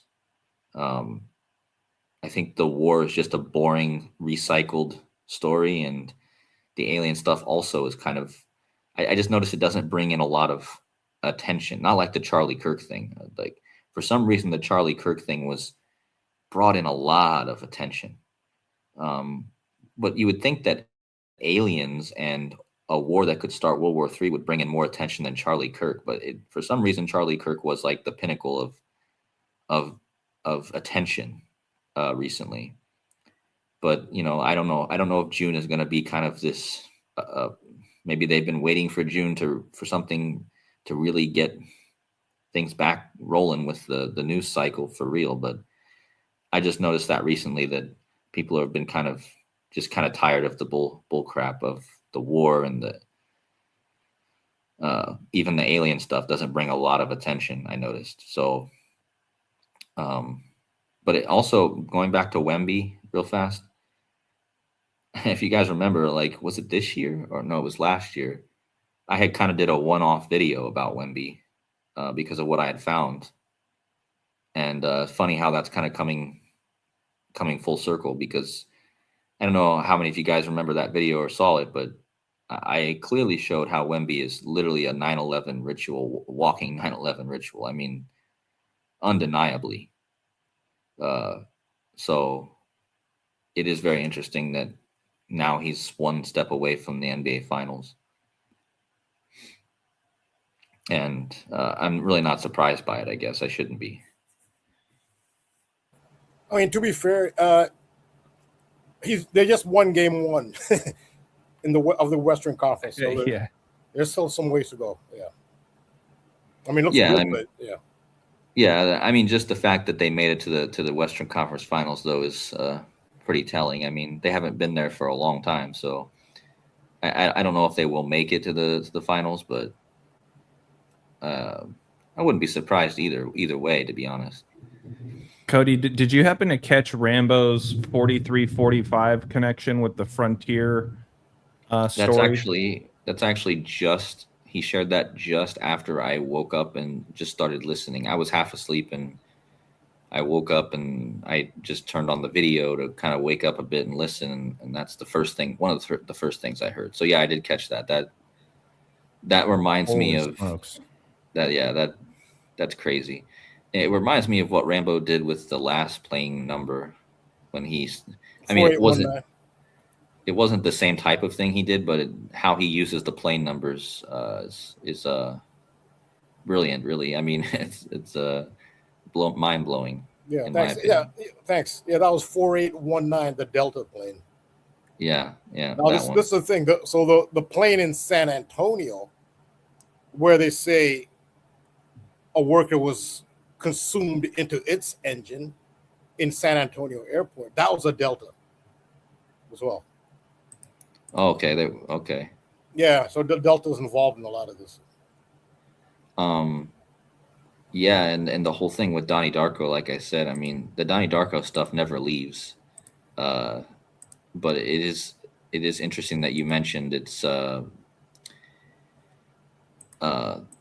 how important the airplane engine is to the narrative, and I guess it's something I've overlooked before with the airplane engine and how it seems to be being used constantly, and especially the Donnie Darko connection in general. And it kind of reminds me of a video I did last year too, where I talked about how the plane symbolism kind of makes you think of the plane of existence, is kind of being altered right now. So I just feel like this two planes colliding, stories, two planes of reality, dimensions, I guess you could say, even and even in this song I just showed, it mentions the sixth dimension. So, of course, I know Rambo's talked about the five dimension, but in this song it's mentioning the sixth dimension. So, I think it's also worth pointing out again the wow signal was on August 15th. That's the day the Jesuits were founded. Not really surprised by that. Also, the fact that Elvis died the next day is just kind of mind blowing in general, because I just talked about how Elvis died reading the Shroud of Turin. It seems like everything's always super connected to Elvis, as Jurassic points out, but Elvis died reading a book called The Scientific Search for the Face of Jesus. And now WWE is going to that place where that Shroud of Turin is. And again, they heavily influenced Saturn there. So I think that it'll be interesting to see what happens on May 31st. And I mentioned too that the first May 31st is the anniversary of the day that the Big Ben clock started keeping time, which is what really made me start looking into the Saturn, because I already knew that Gunther, who's going to be in the event, he's a Saturn symbol. But as soon as I realized that was the anniversary of the clock starting to keep time, I realized it was really mainly about Saturn. So yeah, anyway, I know Rambo's talked about Saturn recently as well. So or at least in the last year, he's talked a lot about it with the Polaris stuff. Oh yeah, that's the theory that Saturn used to be Earth's sun, and it used to be located directly above Earth, with Mars in between Earth and Saturn, and how that's coded into the logo of the Boston Bruins, and that appears to be what is alluded to in the song, big hit song by Coldplay, the song "Viva La Vida," about how I used to be king and I lost my status. They say it's about the French Revolution. Well, symbols can have more than one meaning. There's always a deeper hidden meaning that they won't tell you.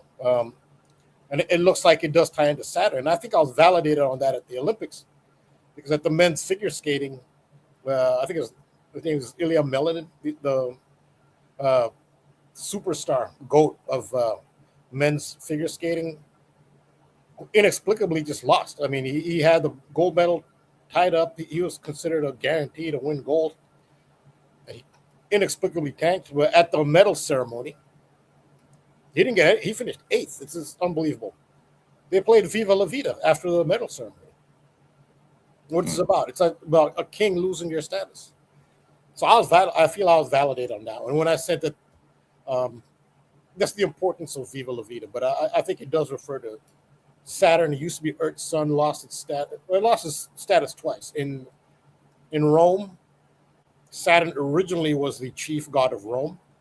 Very briefly, Jupiter became the chief god of Rome. And then the sun we have now usurped Saturn, you could say. And Saturn lost its status as Earth's sun. So Saturn is a symbol of a king that has lost their crown, which is illustrated in the tarot in the Tower card. And the Tower card is about, so you're talking about a wow moment and Richard Nixon. That's the Tower card. That's what the Tower represents. And there's someone with a crown, and the Tower has a crown, and the lightning bolt is knocking the crown off the Tower, and people are falling off the Tower. They look like royalty. That ties in as well. Well, it's funny you mentioned that lightning striking the Tower, because the number that's been coming up just organically that I can't get away from this week, and most people that have been watching my videos know, the number 143. It was a big part of the horse race this past week. I was really focusing heavy on it because it just kept coming up. This 143, 143. And of course it means I love you. And that's another part of that. But what was I going to say? So the horse that ended up winning the race, so I was talking about 143 with the race. I was talking about Corona del Oro, the horse that was in the race, and how miraculously the rider and the trainer of Corona del Oro both have a 143 span between them and the Nixon shock. And I told people in the video, I guess a lot of people thought I was picking, and I told people, don't bet on this. This is not a betting. But I literally said in the video that the horse doesn't even need to win for this ritual to be perfect. The horse is just in the race in general. You could see another horse win. And I even said in my video, my second favorite horse to actually win would be Napoleon Solo. I said it in the video. I released the video. I said it. A lot of people, I told people not to bet on this. I wasn't betting on it because horse racing, I just feel like if you're going to bet on something, I feel like horse racing is one of the harder ones to win. But also, what ended up happening was Napoleon Solo did win. And the reason that I had said Napoleon Solo was my second favorite is simply because of the solo. Solo is like a soul with an O. And I was like, that's a big symbol right there. And the Corona, the other horse that I was focusing on, Corona del Oro, means crown of gold.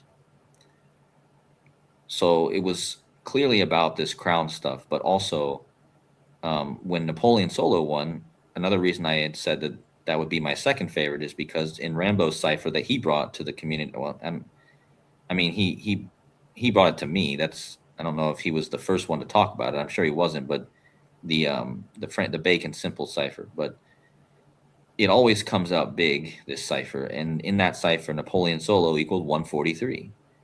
And ever since that, I've found a lot of other things in the recent events this week that have equaled 143 in that same cipher. It just keeps coming up, this number. And even one of the songs from this Muse album, or two of the songs from this Muse album, equals 143 in that cipher. But anyway, the trainer for this Corona del Oro was born exactly 143 months before the Nixon shock. And I didn't even know this. I made a whole video about 143 and this race and the horse Corona del Oro. And the last thing I found out is that the trainer for the horse was born exactly 143 months before the Nixon shock.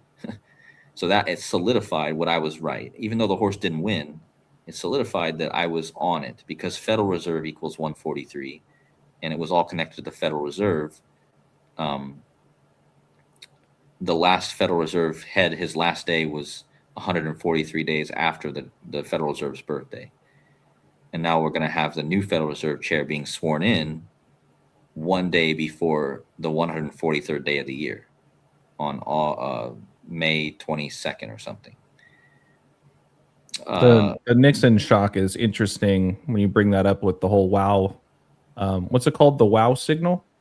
Yeah. Right? Yeah. Well, I mean, we still have the New York Knicks, right, that are also in the playoffs right now. We've talked a bit about the Spurs and Wemby and 9/11, and the Knicks got their own 9/11 connections as well. But the Nixon shock, who knows? Maybe that's something for the Knicks. Somebody in my chat in one of my videos this week mentioned this and actually brought this to my attention. This play on words with the Nixon shock, which would kind of seem to hint on a finals that could be, the OKC Thunder shock, a Lightning against the Knicks, right? I'm not saying that's what's going to happen, but that would be interesting if that's what does happen. That would also be interesting because then you'd have OKC versus New York. I mean, two big events, bombings of towers and buildings. That would be a bit ominous of those two cities. Not saying that's what's going to happen though. But yeah, the Nixon shock was all connected with the reason that Kevin Warsh was just sworn in is because he was nominated on the same day that the Home Alone actress died. And the reason I've been making this connection for months since she died is because she's most famous for looking shocked. I mean, her most famous picture, her most famous moment in all movies is a shocked look on her face. And in fact, even the cover of Home Alone is a kid looking shocked. But also that movie we found out in my live stream, which I didn't even know when I started the live stream about 143, but that movie, Home Alone, was 1 hour and 43 minutes long. I mean, think about that. I'm doing a whole video about this, and I didn't even know that I didn't even put together the fact that the movie was 1 hour and 43 minutes. Well, and you think got, about I mean, all the kids in that Toy Story commercial we just looked at. they All look the shocked. toys are in shock, right? They're in Exactly, shock as they exactly. see the tablet. Yeah. Everything right now is about a shocking revelation. That's what I feel like is what's really all about right now.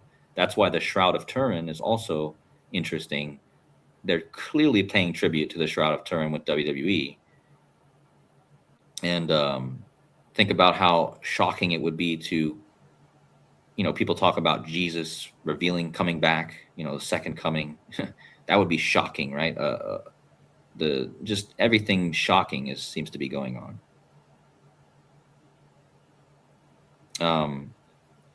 But anyway, the 143, the reason I mentioned, Rambo mentioned the tower being struck by lightning. Well, lightning is a huge 143.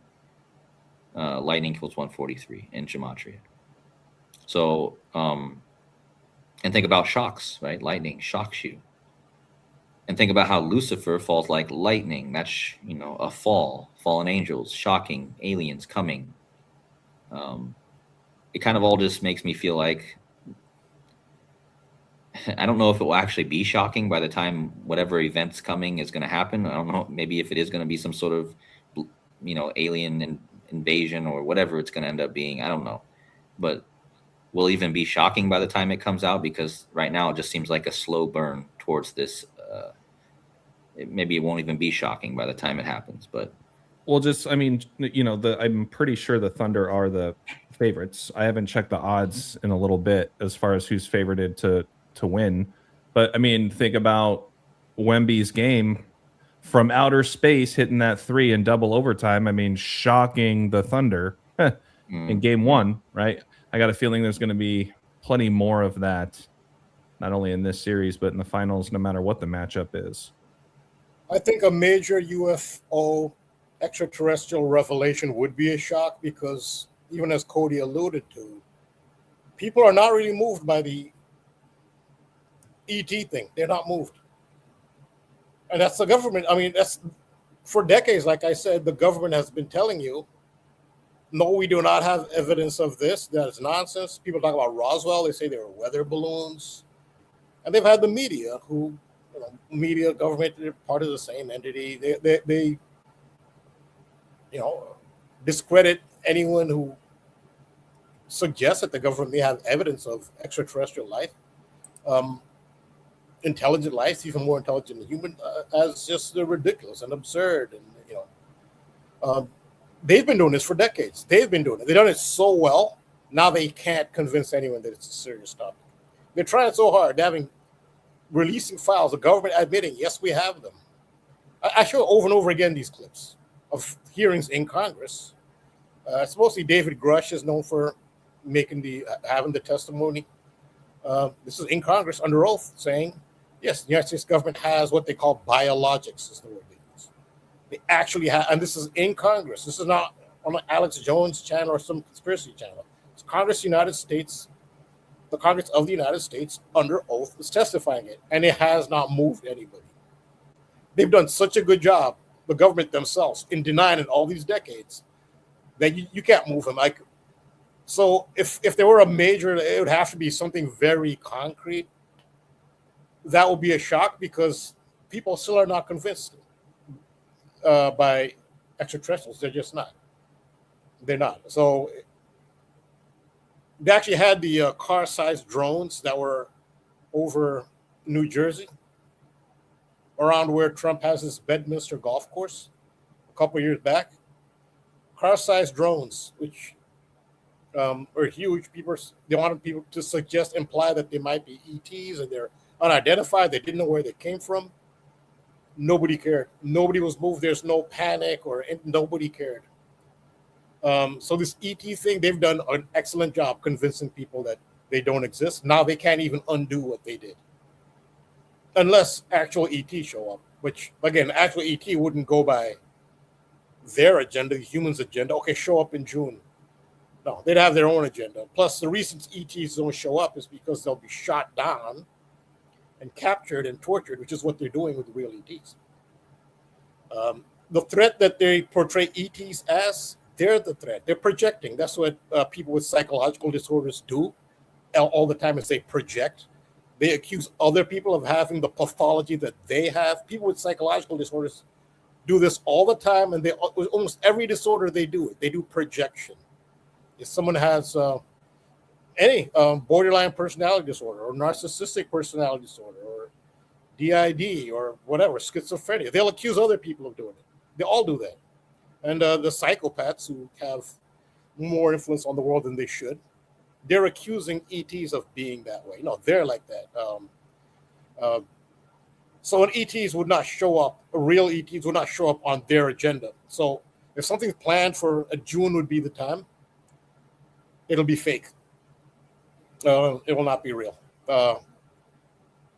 People can believe what they want. I believe extraterrestrials do exist, but I don't know. I don't know if we'll ever see them. I don't know if we'll ever verify them.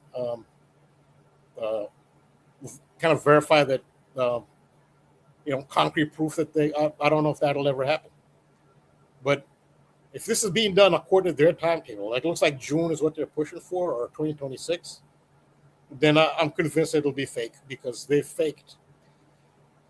They've made replicas, very accurate ones, by back engineering of their craft and their. I guess they can even, like some of the creatures you see in Stranger Things, they replicate things like that, but they're not real and they look real, and people have encountered them and think they're real ETs. But real ETs are more like what Steven Spielberg showed in E.T. And isn't it funny that you've never seen another movie portraying ETs the way E.T. did? Isn't it funny? Like it's all, and that was back in 1982. Why is it since 1982 every single extraterrestrial is portrayed as a threat, like this out of control, violent, flesh-eating animal? They're all like that now. Every single one of them. Like, could there be one major hit similar to E.T.? No, Steven Spielberg was warned never to do that again. And they warned him in ways that shook him up. They didn't just tell him. They shook him up pretty good. According to some testimonies. I think Steven Spielberg's son can attest to that. What they did is, anecdotally, they used one of these Stranger Things type creatures that they've created, that if you encounter them, you think, wow, this is an ET, this is not something from Earth, but they've created it. And they actually unleashed that on Steven Spielberg's house. I mean, to see something like that crawling on your house, that'll shake you up. It's something you can't, unless you actually see it in real life. I can't imagine. But that was a warning for making ET. He made ET look basically almost angelic, just a being with a higher consciousness. Well, guess what? That is how real ETs are. That actually is how they are. We know who the threat is. Who's creating all these fake viruses to put dangerous chemicals into people that are unproven. They're trying to enslave people. Give puberty blockers to children without parental consent, which is what they're doing. Starting wars, concentrating wealth in a few elite, building data centers all over, the massive data centers, so to make the world more controllable. Who's doing all that? It's not ETs. It's humans that are doing it. If they say something's a threat, I wouldn't believe them. That's the complete opposite. Sociopaths and everybody else with psychological problems, they always do projection, accuse some other entity of their pathology. That's what they're doing. I don't know if we'll ever actually see a real ET. I don't know. Yeah, I as you were talking like that, thinking about like how ET is, even put like how he's kind of. More. I just realized that the cover of ET, it reminds you of that. I'm just going to share my screen here real fast. I just noticed that, how Jesus is often depicted here with the heart here and then the hands, how he's kind of holding the hands. And maybe you already noticed this before, but I'm just pointing it out because it's the same concept. ET here holding his hands, kind of the heart shining in the middle, and then you have Jesus. You guys see what I'm saying, right? Like, Yeah, Sacred Heart. There's Sacred Heart. Yep. I mean, that's exactly what the ET is doing. So yeah, and so that was a big taboo that Steven Spielberg did when he did that. It's a big taboo because it portrayed ETs in a positive light. Now, I don't know if this is scripted. So very often when you have children in movies, you know how children are. They're not going to stick to a script.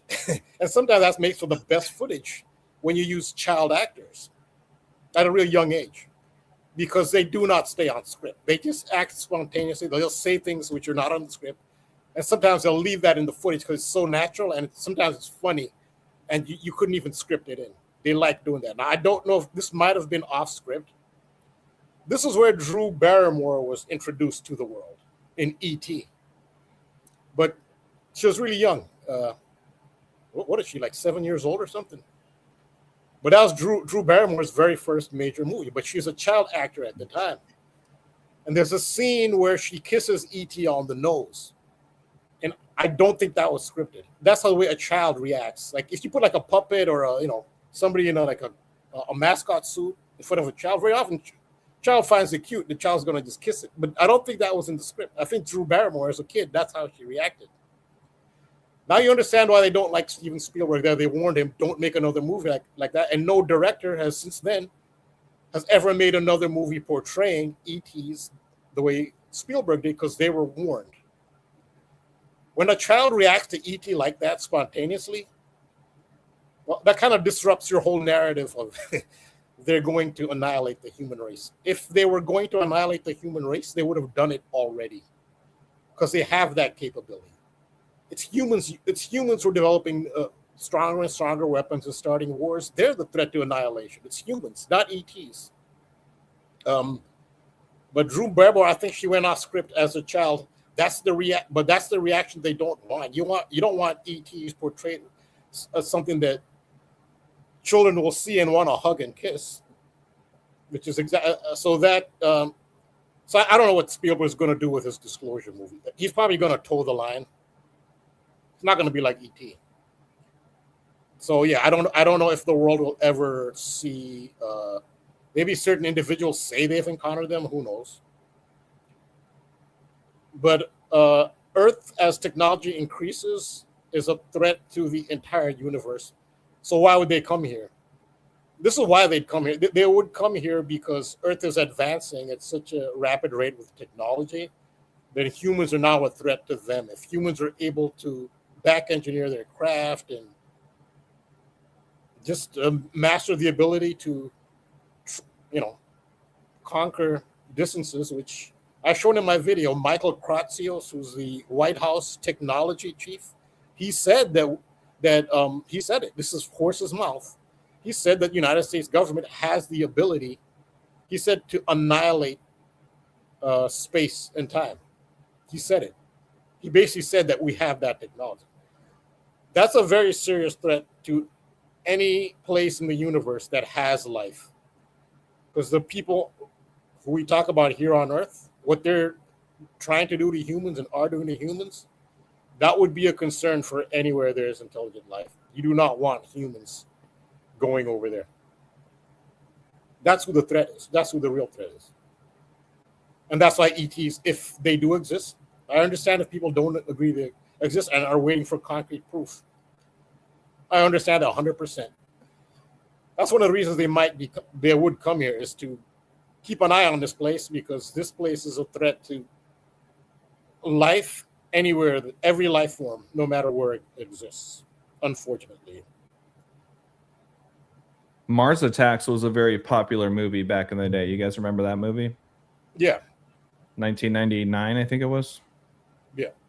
What a bizarre movie. It was kind of more of a comedy, but it was still depicting aliens as being evil and them attacking Earth and all that, Because that's the rule, though. It's a rule. Right.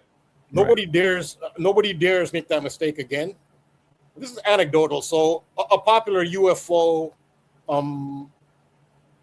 I guess a researcher is Dr. Stephen Greer. And again, you take all of these people with a grain of salt. just consider what they say. If it doesn't resonate with you, then leave it. But Stephen Greer is it's the preeminent UFO researcher, and he's I don't know. He's an I don't know. He gets to talk to presidents and directly talk to Congress. He knows so many people who are connected to all these programs. It's Dr. Stephen Greer. So I listened to a lot of his testimony, and he's the one. This is where I got it from listening to Dr. Stephen Greer. He said he talked to Steven Spielberg's son. So this is credible. He's not making it up. It's not, by an anonymous source. It's Stephen Greer. He talked to Steven Spielberg's son, and Steven Spielberg's son is the one who told him the story about how they had this creature actually show up at their house. And it's the most terrifying thing anyone could imagine. It is terrifying. And it was a warning never again to portray ETs the way Steven Spielberg did in ET. Don't do it ever again. They can only be a threat from now on. And if they do exist, that really is the way they are. Because if they wanted to annihilate us, they could have done it. Their technology is so superior. They would have done it a long time ago. They don't want to. They don't abduct people. It's the fake UFOs that are doing the abductions. It's not the real ones. And again, who knows if we'll ever see a real one, or it'll be up to just individuals to encounter things. But I'm pretty sure if somebody encounters something that they think is an extraterrestrial, it'll be pretty clear if it's a real one. If it's a terrifying experience, then it's probably a fake. Now, their appearance might be terrifying, like the insectoids. They look terrifying to a human, but they're not. ETs are not. They're advanced spiritually and technologically, unlike humans, who are advancing technologically but not spiritually at all. Still in base consciousness, unfortunately.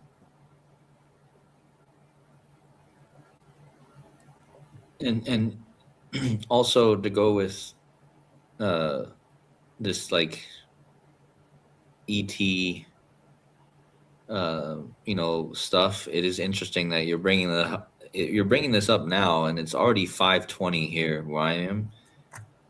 And you think about ET is 5:20, so kind of a little bit of a divine alignment that we're talking about this right now, because right here where I am, it's already 5:20. That's literally the initials ET.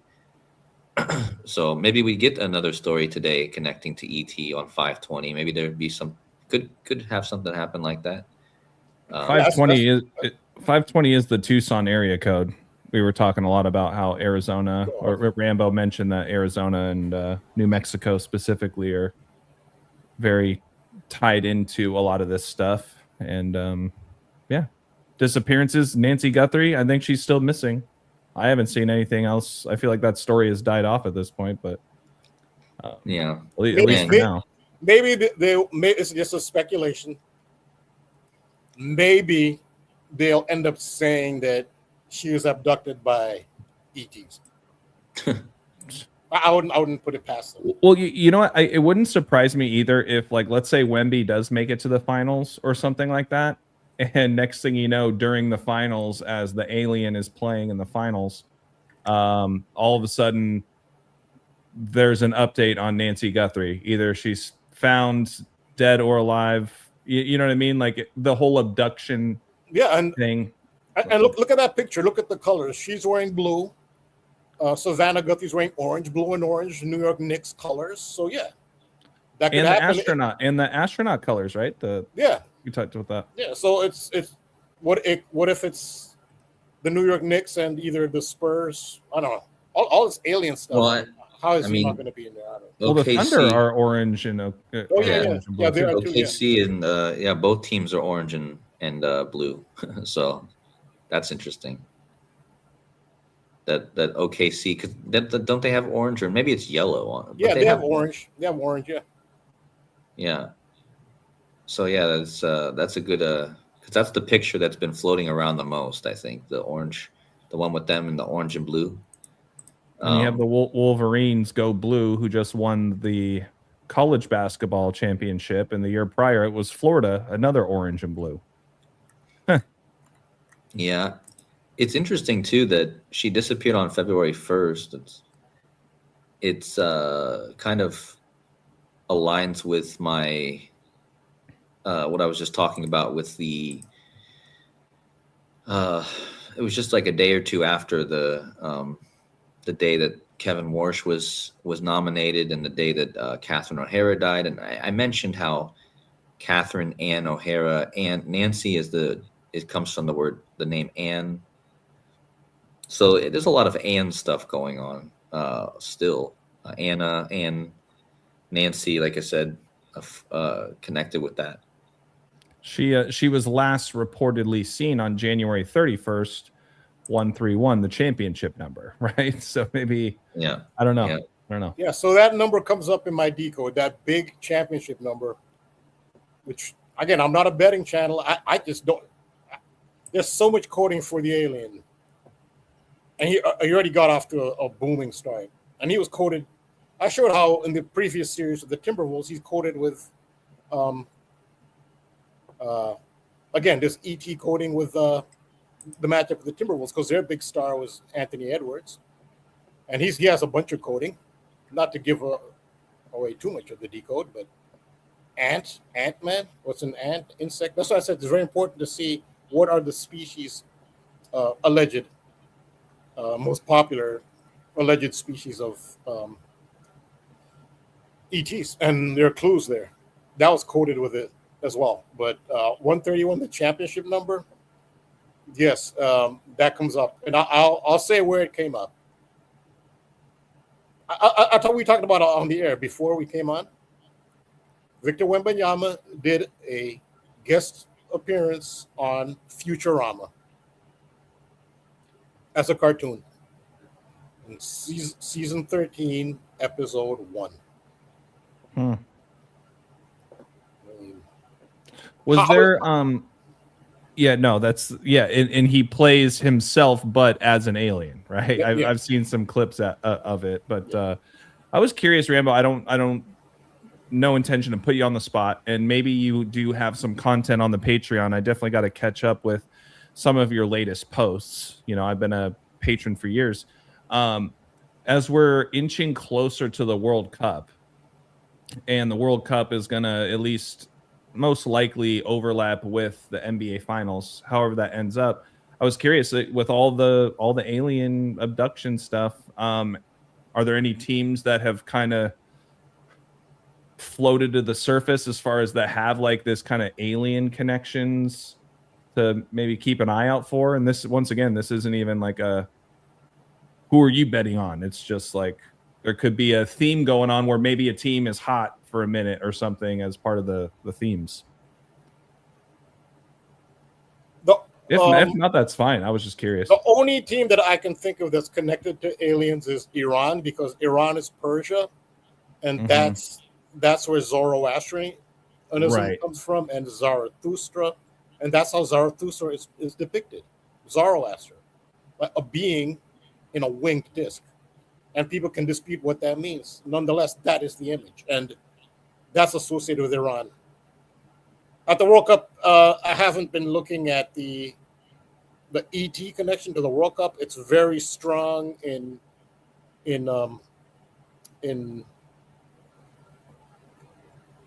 basketball, as we're showing. It's also very strong in baseball, as I will show in a future decode. ET is, and I'll give an example. Who is the person in my thumbnail that I highlighted, who's on his birthday? There was a plane incident with Air Canada, which originated from Montreal and had an accident in New York City. Captain Kirk. It was on his birthday, William Shatner. And what are his initials? WS. When you see WS, typically, what do you think of? WS. What do you think of typically when you see WS? World Series. Yeah. So I think it has a strong baseball connection. Are you familiar with the player Jason? And shout out to whoever it was in the chat earlier that just threw this in here, since we're talking aliens a lot tonight. The play the I believe it's a current player that has the nickname the Martian. I don't know who that is. Yeah, just for your notes, Rambo. His name is Jason Dominguez. 2 S's in Jason.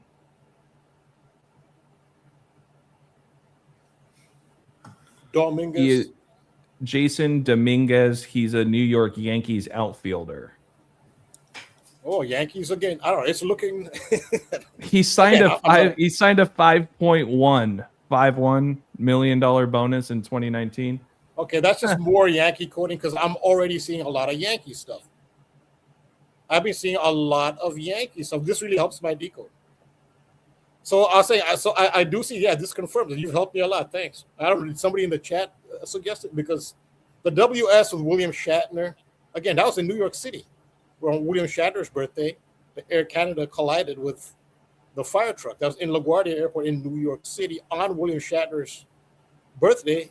William Shatner was born in Montreal. That the plane took off from Montreal. So he's in my decode. I also allude to he's not just attached to the aviation theme through Star Trek. William Shatner did an episode of The Twilight Zone. It was called what was it? Terror at 10,000 feet, I think it was called. Where he did a very famous, one of the most famous episodes of The Twilight Zone, where he's in an airplane and he's somebody who just got released from a sanitarium, and he's schizophrenic, and he believes he's been cured, but then this is from 1963, that episode. That's a big part of William Shatner. He's very coded with aviation. And I believe that his initials WS and the fact that it happened in New York City, I think there's heavy Yankee code. I didn't even know about this. You added the Yankees are very coded into this. Yeah, I just wanted to share this screen really quick. Speaking of Jason Dominguez, the Martian, you talked about a collision. Well, the day before the Frontier event on May 7th, oh, wow. He collided into a wall, and now he's in concussion protocol with shoulder pain. So that happened the day before the Frontier event. That's crazy. Yeah, that is amazing. Thanks. The Frontier event was on March 8th? Or wait, no, so May 8th. No, May 8th. Yeah, the 1 year anniversary of when Pope Leo became Pope. On the very day that the United States government released its UFO. Yes. Yeah. But this collision with the wall, I mean, two airplanes just collided at an air show over the weekend. 2 fighter jets. They're called Hornets. Hornets, Charlotte, Kobe, Michael Jordan. There was a fighter Hornets in 2020. So this air thing is bad. Murder Hornets. Yeah, I don't know what happened to this air thing, but now it's off the charts with this air. So you're talking about the World Cup, just to go back to what you're saying. So I would say I see the alien thing in basketball clearly. It's over the top in basketball, but it's very connected to baseball. And I'll show my decodes. I see some Yankee coding from men. You just added to it. I already saw Yankee coding. You just added all this. Wow. That's so the Yankees. I mean, it'll be their 28th World Series. We're waiting for when that's going to be. If they win it. They're the most winning franchise in all of American sports. So their 28th will be a big one. And I've already been seeing some 28s. If you look at other sports, 28 is a moon number. Remember 28 days in Donnie Darko? It's, an average for a moon cycle. It's 28 days. You just had Arsenal. This is in soccer. The Premier League, the number 1 sports league in the world. I gave that stat. The day of the Super Bowl, just a regular season Premier League game, 750 million viewers worldwide for a regular season game. Manchester City and Liverpool, and the Super Bowl drew 220 million. So the Premier League is the top league. Arsenal just clinched the title today, or on Tuesday. It might be Wednesday for some people. Arsenal just clinched the title today. It's their 14th title. Now there are 2 tournaments. The FA Cup is an older tournament. It's actually the oldest tournament in the world in soccer, the FA Cup. It is a very prestigious tournament. So there are multiple tournaments you compete for in soccer. So Arsenal won their 14th English Championship. They're in the Premier League. They've also won 14 FA Cups. So it's 14-14, which is actually why I figured they would go 14-14 because of all the moon symbolism is so heavy right now. And they defeated Manchester City, was hanging in there. But after today, Manchester City, they had to win. There's only going to be one game left after this. They had to win today to keep their hopes alive. They tied 1-1 with Bournemouth, Manchester City, which now means that that leaves them 4 points behind Arsenal. It means they can't catch Arsenal in the last game because a win is 3 points. It's a 4-point gap. Arsenal won the title today. So they're 14-14. Their rival is Manchester City. I know people aren't really into soccer, so I don't want to really go on with soccer because it's not a big soccer audience here. But just to give you the idea, because you brought up the World Cup. I don't see an alien thing with the World Cup. Maybe it will emerge. With the World Cup, I'm looking at other things. I'm looking at the water symbol, primarily with the World Cup, is water. Water has to do with birth and the whole rebirth symbolism. There's a lot of rebirth symbolism. There's a new era. It's the new age. It's the age of Aquarius. A lien is a legal claim or hold on a property or asset by a creditor to ensure the repayment. Okay, that would that probably does tie into that. Yeah, Cody, you can add to that. Yeah, I just wanted to highlight 7-1's comment because, so I don't know if you guys know, 7-1 has a YouTube channel. He's been around a long time. He also has an Odyssey channel, and I really recommend checking out his videos on what the Catholic Church did on our own birth certificates. As far as, like, I just watched his video on his Odyssey like last week. And it really is mind-blowing what he reveals in that video on his Odyssey. He doesn't have it on his YouTube, but he has it on his Odyssey channel.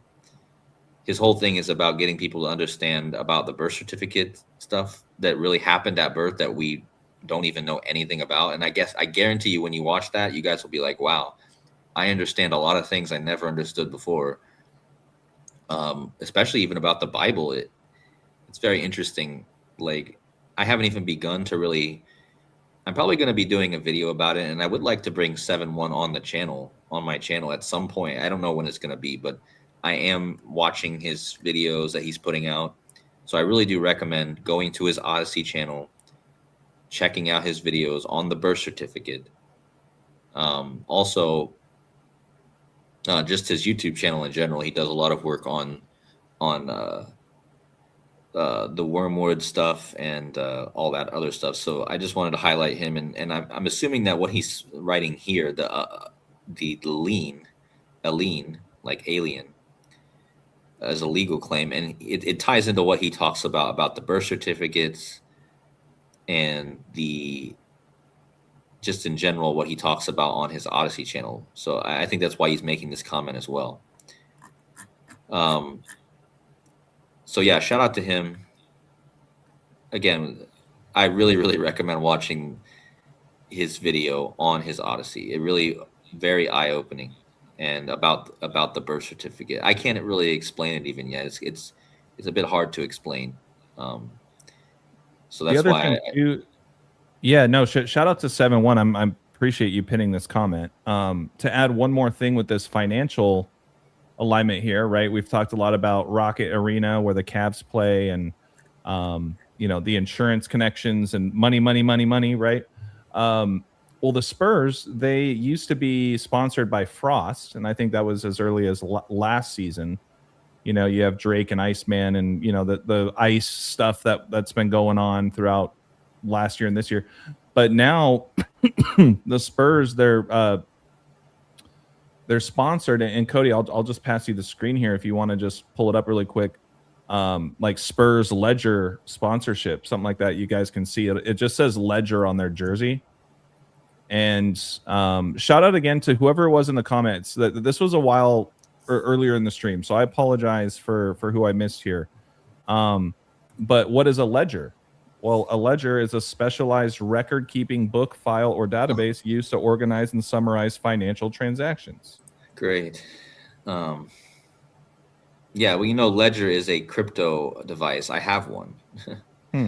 I know all about this. You guys know I've been in crypto for years. I know all about crypto, how to move it, how to use it, and a ledger is a very important device to me. I hope this doesn't mean something's going to happen with the ledger, because they have had a history of attacks, and normally it should be safe because it's an offline wallet, but they can do anything they want with these things. But it is a safer way to hold your crypto. At any rate, yeah, it's interesting. Did they just do this now recently? I think it was this season. Like I'm almost positive last year they were sponsored by Frost Bank. And then now I think Ledger, Right. this company, is based in Paris. And the whole, like, the story behind it is that Yeah. this sponsorship happened because of Wemby's connections to France and all that. Yeah, that makes sense because they are based out of France. But interesting, they went from Frost Bank to Ledger. Wow, freezing assets. That doesn't sound good. Yeah, there you go. Yep. I mean, that's what I'm getting from that. Freezing your crypto assets. Yeah, and that, think about how even the Nancy Guthrie, we were just talking about that. Her cryptocurrency is a huge tie into her narrative. People were wanting cryptocurrency payment from. And I know people often don't talk a lot about crypto. Cryptocurrency is very, very, very important. I mean, it's well beyond what just some secondary topic. It should be another main topic, because even the name itself, cryptocurrency, it draws to secret societies. Crypto means hidden. It's also connected with the revealing, right? Because crypto means hidden. There's the statue at the CIA called the Cryptos, which I'm going to be doing a video on this week as well. I found some mind-blowing. I even posted it in our Discord chat. It proves that the crypto statue was connected to 9/11, but the crypto statue, it's also the same theme as crypto, right? Cryptography. And this ties into what I've been researching the last couple of months too with Superman. And Superman is from Krypton. And I realized that the whole show that I've been watching the last couple of months, Smallville, is connected to the CIA. And the day that they named these crypto statue, or the Central Intelligence Agency, they named it George Bush Intelligence Center for Intelligence. It's all tied in with Smallville, which is why Smallville came out in 2001, just after 9/11. So all this time, I've been watching Smallville for about 3 months, really going deep into it. And now I found that Smallville is intimately tied with the crypto statue on the CIA's grounds, and ties in with Tom Welling, who again was the main actor who played Superman. His name is Tom, which means twin. Exactly why they chose a guy named Tom, Twin Towers Tom, to play Superman. And oddly enough, ties into what we've been talking about the whole stream with aliens. I mean, think about one of the most famous stories of an alien coming to Earth is Superman. So, I mean, Superman has become one of my main themes to really look into, because I really realize it's a big theme. And that actually fits perfectly with Rambo's talking about his thing, is thus spoke Zarathustra. I mean, the very beginning of Smallville, the very first episode, Lana Lang, Clark Kent's love interest, he's walking over to her, and he likes her a lot, so he's very nervous, and he falls, and he drops a bunch of books, and the book that falls out and goes right to Lana Lang, his love, is Nietzsche. The very book that Rambo referenced, Thus Spoke Zarathustra, Nietzsche. That's the book that falls right in front of her. And then she picks up the book and hands it to him. And she says something like, I didn't know you were such a dark thinker, Clark, or something like that. And something like that she says to him. And then she says, so are you man or Superman? This is the first episode of the series. So you get a reference to Zarathustra, Thus Spoke Zarathustra, you get Nietzsche, and then you get the Superman reference. Of course, that comes from the Ubermensch. The Übermensch is Superman, kind of translates to Superman. Of course, in reality, in German, it actually translates to Overman. Uber is over in German. But yeah, and it always goes back to the Germans. Man. I just noticed it always goes back to the Germans, man. Every time I look into something, I could always bring it back to the damn Germans. Seriously. I'm not even joking. Like I don't know why more people don't talk about this. Why is it always a German behind something? It's always somebody with a German name or with a German origin, or, or not just German in general, but just that area of the world. German, Austrian, Swiss, French. It's all in that area there. All in that area around the Alps. There's always something to go. It doesn't even have to be the Germans. It could go back to the northern Italy, all that area. And I know that area very well now because I've stayed through that area enough now to know there's something more going on from that area there. Arnold Schwarzenegger, the Austrian oak, right, Rambo? He played Mr. Freeze in one of those Batman movies back in the day. For what it's worth. Yeah. And he played another threatening, destructive alien with no emotion. The Terminator. Which one was that? Terminator. Oh, well, yeah. Terminator. Yeah, that's what they want you to. That's what they want you to think. I mean, again, that's projection. Humans are the ones blowing up. Creating more and more powerful bombs. Not aliens. It's humans do. That's projection. But yeah, Arnold Schwarzenegger did his part in the propaganda, the anti-ET propaganda. I wanted to real quickly to touch on something I was going to mention. Okay, so a few things. I wanted to touch on the SW really fast, or the WS. Seattle, Washington is SW as well. I wanted to say that. But also WS, I believe I saw we had a Sean Desaad sighting in the chat. He just disappears for a while and then comes back. But Sean Desaad is in the chat, and he mentioned how the WS is connected with the 2319. And I don't know if you guys are familiar, but the 2319 is from the movie Monsters, Inc., which also came out in 2001. And in that movie, they mention an emergency alert when a kid comes through one of the monsters comes back through the portal or whatever. I don't remember exactly what happens, but the monster comes back into the Monsters, Inc., and he gets a sock from the kid, gets stuck on him. And when that happens in the Monsters, Inc., place, they call it a 2319. It's an emergency code for like this emergency that a real life object has been brought into the Monsters, Inc. And in order to handle this threat, they put a dome, like a small little dome, like a dome shaped thing over top of the sock, and then they explode it, which is very interesting. And on the same day that Monsters, Inc. was released, there was a threat on the Golden Gate Bridge. And of course, the 2319 is connected with the threat, right? The 2319 was the threat in the movie. It was the sock, which is interesting. But on that same day that the movie released, there was a threat on the Golden Gate Bridge, a bomb threat. So that's super interesting. So that's your SWWS World Series. Did you hear about this new movie also called Monsters and Minions? That's another shout out to the chat. This was a while back. I just feel it's worth throwing in there. You're bringing up Monsters, Inc. Monsters and Minions, another movie coming out this year. Oh, really? Monsters and Minions? It's going to be another Pixar movie. It's just if you do a quick search on it. Or Minions and Monsters, something like that.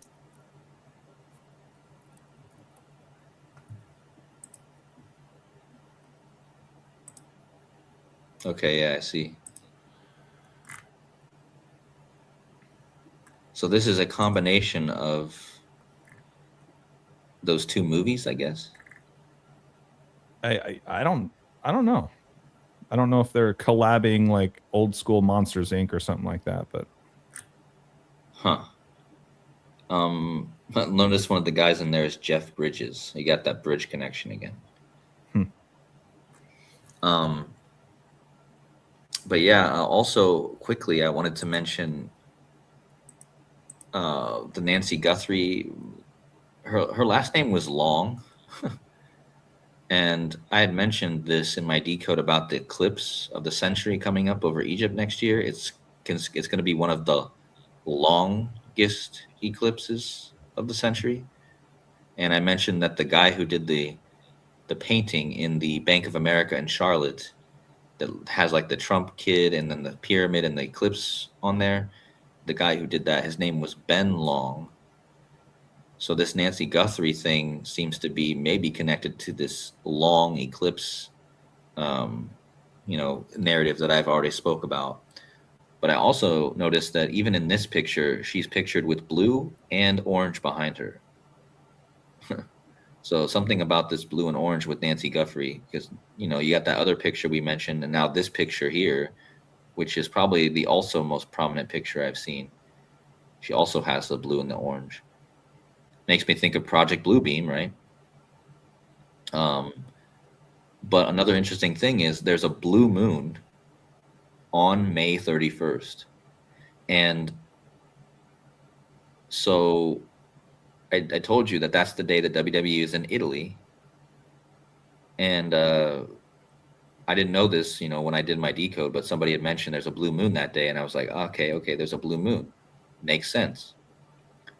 And then I was like, because I had talked about Elvis in that video too, because he was reading the book On the Throne, on the Toilet when he died about the face of Jesus, about the Shroud of Turin. And so think about Elvis, right? Elvis, I don't know if there's anyone more connected to a blue moon than Elvis. He has a song called Blue Moon of Kentucky. He has a song called just Blue Moon. And he has a song called, he has 3 songs with Blue Moon in the title. Let's put it that way. So again, Elvis just at the center of everything. Like I just noticed, like not only did he die reading the Shroud of Turin book, he was heavily connected with blue moons. Like he had, and on that same day on May 31st, you have this blue moon and you have WWE in Turin. So is Nancy Guthrie going to be found around the blue moon since she's always wearing blue? I don't know. Or is that going to, maybe that's maybe that's not even going to happen like that, but it's possible because she is wearing blue in this.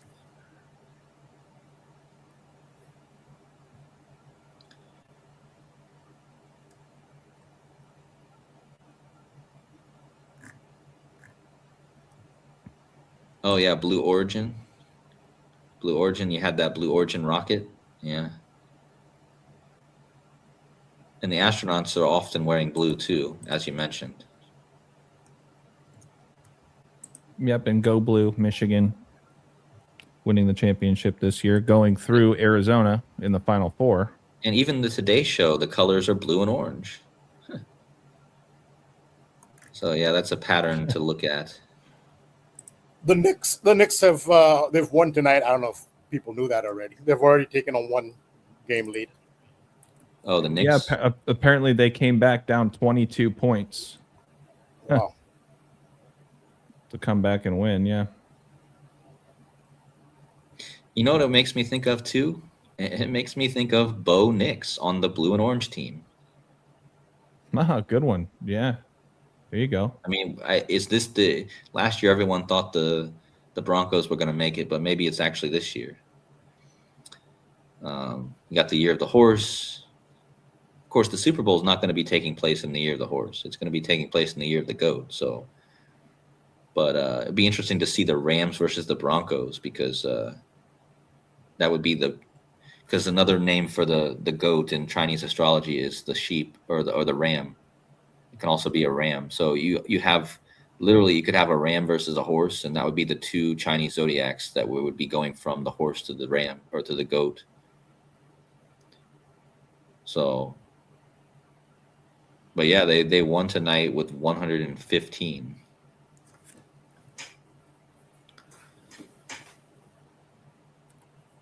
And to nix somebody, is kind of to nix something is to get rid of it. Is that a thing? Or my My miss. I think you're right. Like you nick something off a list or whatever. I think so. I think. Yeah, that's interesting. Nick meaning. Yeah, to cancel, reject, or forbid something. Uh-huh. So it goes along with the 86ing. Mm-hmm. Goes along with the whole James Comey 8647 stuff. So yeah, Bo Nix. Another interesting thing that happened this week is, remember how I showed you guys that at WrestleMania 42, Brock Lesnar was beaten by Oba Femi, and he retired. Well, Brock Lesnar actually came back out of it was a trick. He came back out of retirement and attacked Oba Femi, and now that match is going to be again in Italy as well. So, and now you have Roman Reigns also going to be fighting Jacob in Italy, and Jacob is the usurper, and Roman Reigns is fighting Jacob for the title and for the tribal combat match. So there's a whole bunch of that wrestling card is stacked. It's going to be a huge day, May 31st. Rituals as well, with the blue moon and the huge events. And the day before that, I mentioned there's a mask versus mask match in Mexico, and the whole theme of the match is whoever loses of the El Grande Americano characters. There's 2 El Grande Americanos. Whichever wrestler loses, they have to reveal their face. So there's so much going on with this shocking reveal of a face reveal, you know. That's funny considering I'm wearing the mask shirt tonight. Oh yeah, I didn't notice that. I'm carrying the mask. Huh. I remember that movie. That's I used to watch that movie all the time. But I don't know if you guys noticed in my video yesterday, I did do my whole video with my face. Did you guys see that? No, I missed it. That was yesterday? Yeah, my whole video I did with my face. That's all because right. No, I decided to do it just as a kind of a joke because the whole video was about Jesus, the face of Jesus, and faces in general. And at the very last minute, as I was going live, I was like, wait a minute. You know, it always asks me as I'm going live, you know, turn on your camera, you know. Right. And I just thought of it last moment. I was like, oh, wait, my face. Maybe I'll just. Today's the day. Yeah, I mean, this isn't the first time I've shown my face. Like I said, there's one other video on my channel where I had my face, but it's been a long time. It's been like 2 years almost since that. But this will certainly the most I've shown my face ever because the whole time I was live, I had my face. So it just seemed like the perfect time to do that. Just out of synchronicity, you know, felt like the universe was saying, oh, you're doing a video on faces. You might as well just show your face. But you know, most of the time my camera's not even that good. So you guys have better cameras than me. I don't know why everyone have such better cameras. Like my camera sucks. It always looks blurry, and that's another reason why I never show my face because it always looks crappy anyway. You can barely, like my camera yesterday, it looked okay, but it still was very blurry. I don't know how you and Rambo have such good cameras, and everyone besides me who I ever see on YouTube, all their cameras are always looking very clear and clean, and mine looks like a big blur. Yeah, I didn't like my camera. I didn't think mine was very good. I'm just using the computer. Well, yours is better than mine. Built-in camera. I need to buy, but when I can afford one, I intend to buy one. I didn't think this was a good camera. I'm too close. Well, but you know, too close. I have the one that zooms into my pores, you know, unannounced. But look how close I am compared to you. I was like, I can't. Just the only way I can touch the keyboard. So I don't know. When I can afford one, I'll get a decent camera. Hopefully, I didn't think this was that great a camera, but I think what it is, the lighting. I've got 3 lights on, so that makes it look. The lighting is definitely a big part of it for sure. Yeah, especially for an older person like me. No, it is a big factor. Yeah, the lighting probably has a lot to do with why my camera might look decent. Probably has to do with the lighting more than anything.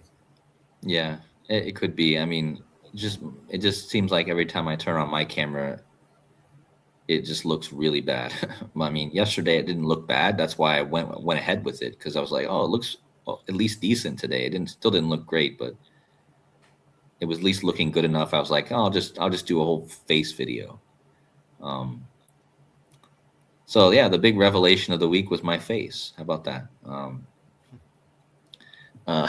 But yeah, so and I know a lot of people were happy to put a face to the constant chaotic words that are coming out of my mouth about all this random stuff. So it's I know people were happy about that. So no, it's very cool, man.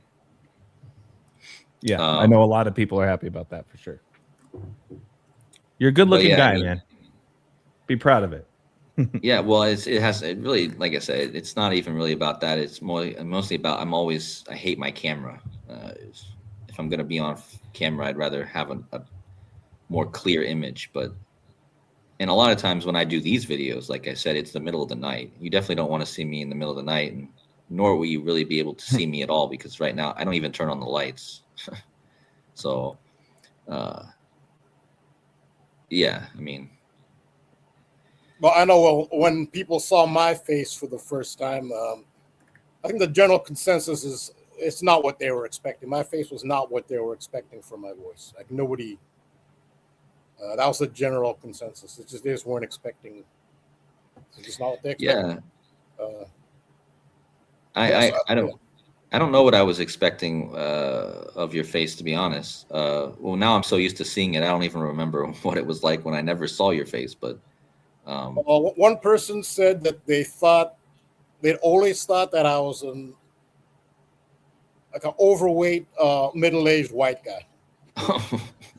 Yeah, I got that. And what I get most often, people who don't see me but hear my voice, is they say that I sound Latino. I get that a lot. They assume they think they say Hispanic, Latino, Puerto Rican. I get that a lot when they just hear my voice but don't see my face. Yeah, I could see that, I guess. I don't know. Like I said, I don't think that's what I thought, but I guess maybe I could see that a little bit. But in general, people had different ideas, but what they saw was just not what they expected. To me, I don't know. It blows my mind. Like I was just going to say, subconsciously, I think when people just hear a voice, subconsciously, your brain is like trying to piece together a face with the voice. You know what I mean? Like, like just naturally, you know, like hearing somebody on the radio or whatever, like my brain is already thinking of like what the face looks like. And it's just kind of amazing how that works. Not that it's accurate, but yeah. I mean, I don't know what people thought about me before my face. They saw my face. A lot of people saw my face for the first time yesterday. So I probably look a lot like I sound, to be honest. But no one really gave me any feedback on that. They just said, nice to see your face. They didn't say, you know, I thought you'd look like, you know, I'm just a little, I'm just a white guy with a 36-year-old white guy, pretty much.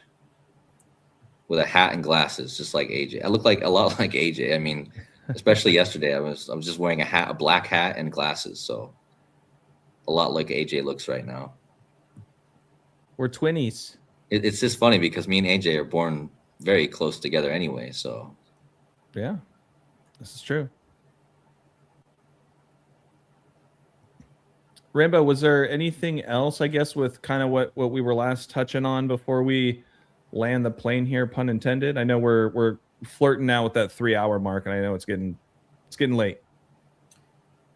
I just think that's something maybe KODI might want to look into. I don't know if it's a big thing because he's a wrestling guy, and his connection with Scotland, because there's a player with KODI's last name, Robertson. He's the captain of the Scottish national team for the World Cup. Scotland just released so that's how close we're getting to the World Cup.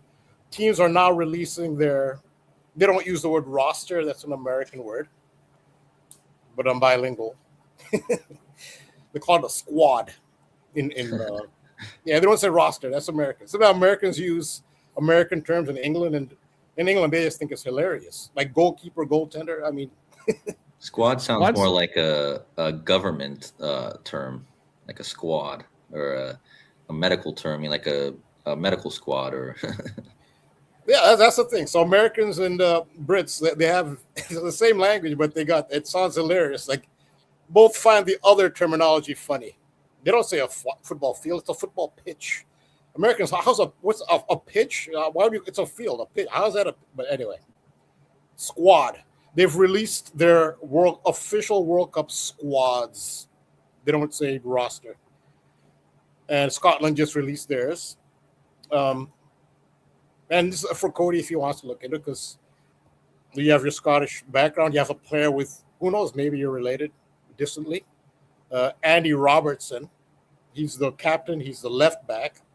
He's older now. He's near the end of his career, so he can't. He used to be what's called a wing back, where he could go up the field and actually contribute in assists on the attacking end. He's older now. He can't. He has to stay back now. He's not.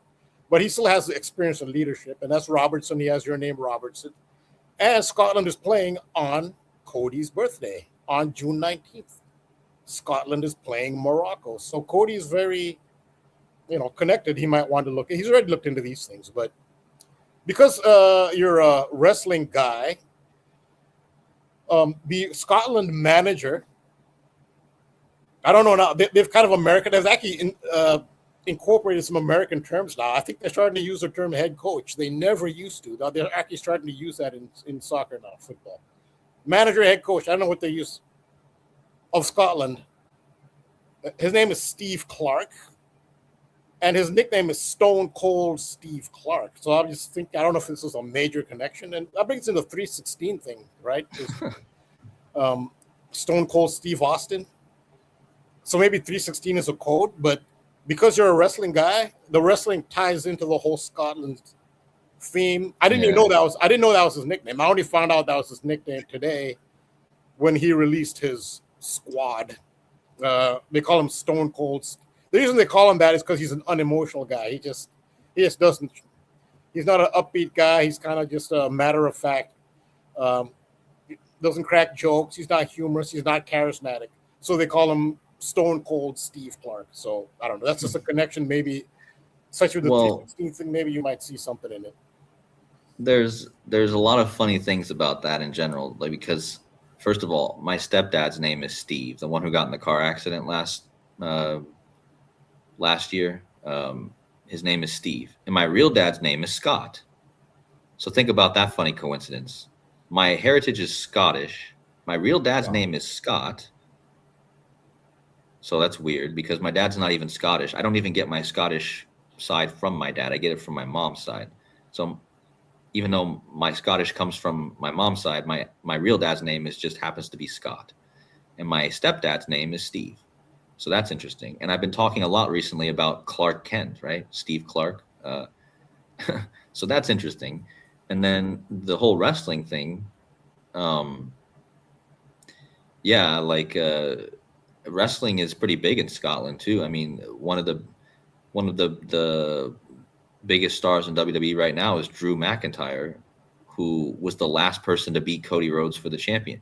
So, and think about how Andy Robertson, his name is Andrew, and so the last person to beat Cody Rhodes for the championship was a Scottish wrestler named Andrew McIntyre, and then Cody Rhodes beat him again and got the championship back now, but.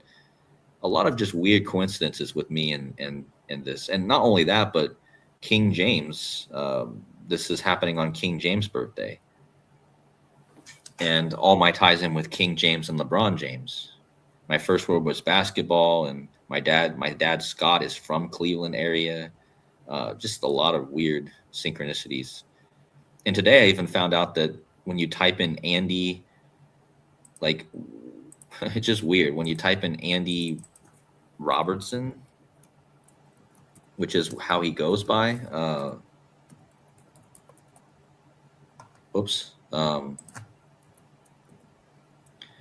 It sums to 170, which I've already mentioned this before, but that's the day of the year he's going to be playing on my birthday. It's going to be on the 170th day of the year. So that's weird. That's the day I was born, 170th day of the year. But when you type out, if you just add my name in there, Cody and Andy Robertson, you just add Cody to this, it sums to my name. Well, Like, and my it's- name is technically Andy. Could be. And I live in Austin. How about that? Wait, sorry, what did you say? I was gonna say, I mean, I go by AJ, but like my first name is Andrew, which could also be Andy, and I live in Austin. Right, okay. Crazy. Brothers. That's crazy, man. I have something to add to that. Yeah, But go ahead, show this. just real fast here. Whoops. It's hard to type in the dark. Whoops. But yeah, I just wanted to show that when you add my name to Andy Robertson, KODI Andy Robertson, it equals my full name in 3 out of 4 ciphers. That's just weird. And I have something to add to that. Andy Robertson plays for Liverpool Football Club. He has a teammate named KODI. It's KODI Gakpo, who's a striker from the Netherlands, is his teammate at Liverpool. Wow. KODI Gakpo. I don't know if you know. Wow. Yeah, he has a teammate named KODI. Yes, KODI Gakpo. At Liverpool. Goodness. Man. Crazy. And he will be at the World Cup for the Netherlands. And Netherlands, there's your orange and blue again.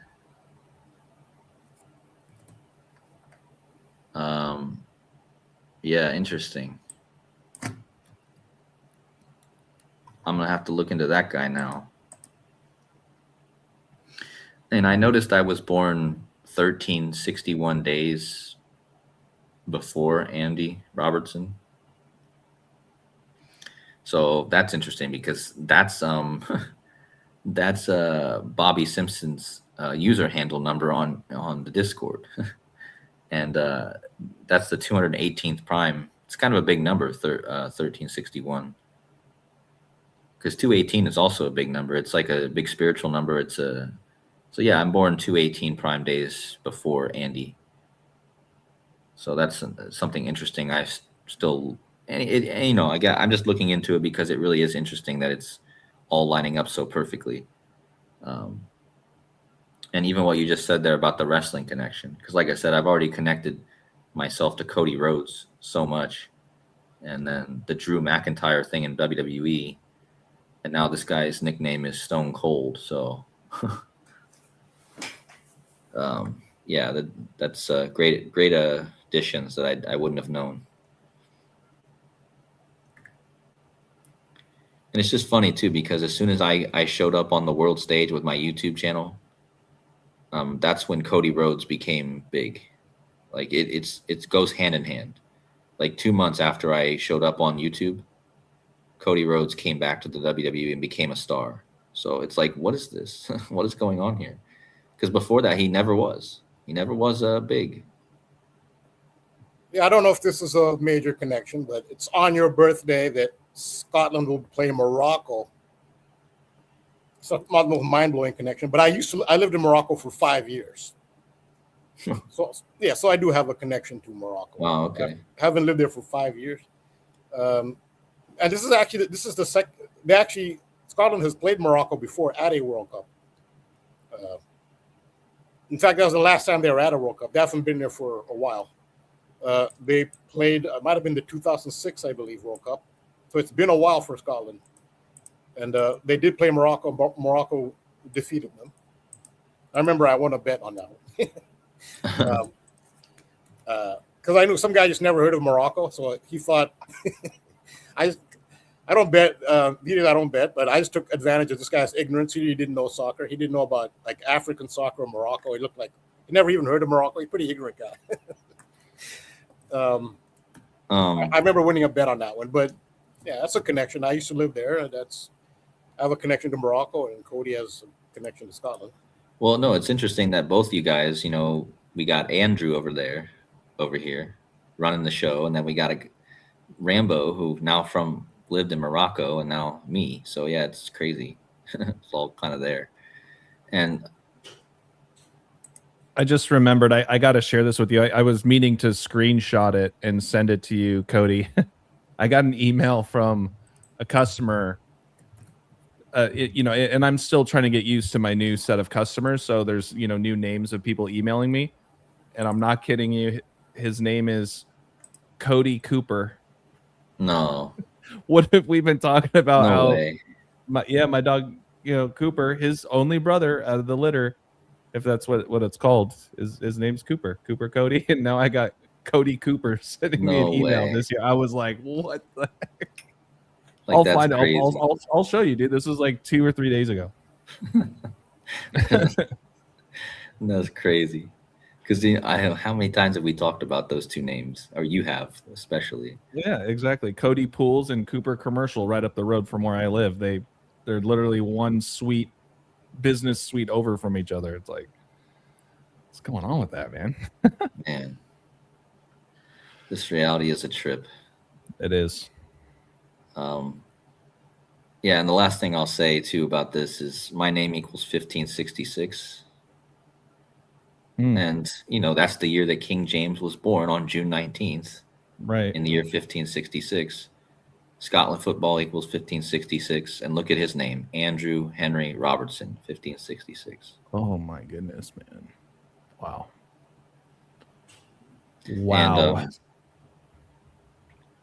And also, I noticed Scotland's biggest loss ever was on King James' birthday also. If you go back and look, their biggest ever loss, I think it was like 7-0. It was on June 19th. I was just looking at that yesterday, actually, so that's why it's fresh in my mind. But yeah, that's all I got, I think. I think that was a great way to round it up. And Cody, I know you jumped on late, but I do want to extend the invite to you as well. So myself, Myron, he got game, Golden Age Deception, and Adam the Illusion, we're putting together kind of one of those bigger roundtables on Monday next week, the 6-year anniversary of the death of George Floyd.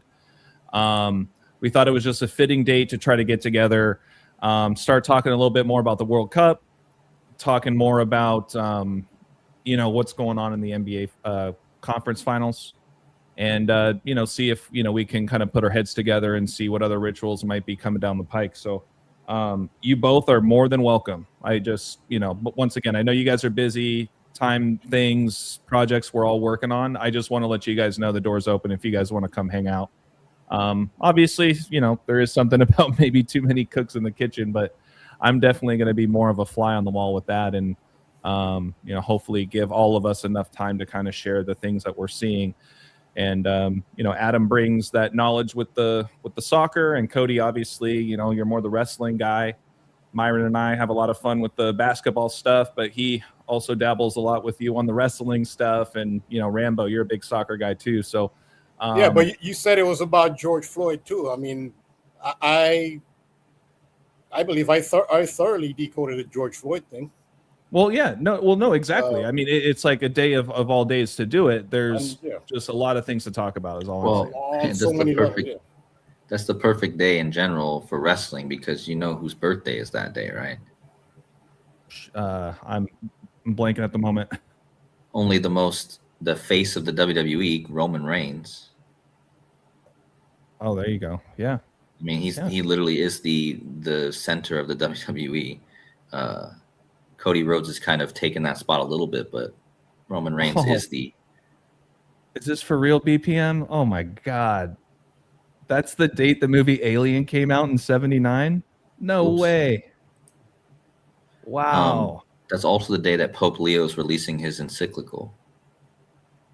Oh man. Yeah, it's just, it's a big day, exactly. And that's the day that Back to the Future Part 3 came out.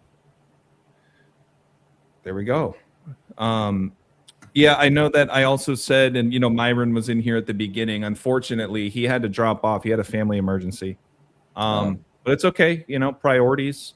I told him, don't, hey man, family first. And he has a lot of really exciting stuff, especially with these Hart themes and Owen Hart and the Rocket and Rocket Arena. And, you know, we just had the roast of Kevin Hart, and then it kind of rolls up into all my, you know, heart and love themes over the last year plus at this point. So excited to get him back in here. And Golden Age has got a lot of stuff on the Spurs, man. Like a lot of stuff with what's going on with Greg Popovich and whatnot. So it'll be an exciting show. It'll be fun. Once again, no pressure if you guys can't make it. But yeah, just shoot me a message, and I'd be more than happy to just send you guys the link, and you guys can jump in. And then, yeah, Rambo, obviously, with all the stuff you've done with George Floyd, it might be a good refresher if you do get a chance to come in and maybe kick things off for us. But once again, no pressure. I might, depending on what time it is, I might show up for some of it. I don't know, what time is it going to be? Do you know? Yeah, you know, it's going to probably fall in line similar to what we do each week with Eye to Eye. No, yeah, we're gonna do pretty much 9:15. So actually an hour later than what we do with Eye to Eye. So, you know, I know that's tough. Yeah, I'll try to pop in at least for maybe a little bit. We'll see. But it'll be 2 days in a row because I'll have the Eye to Eye the next day. So, yeah.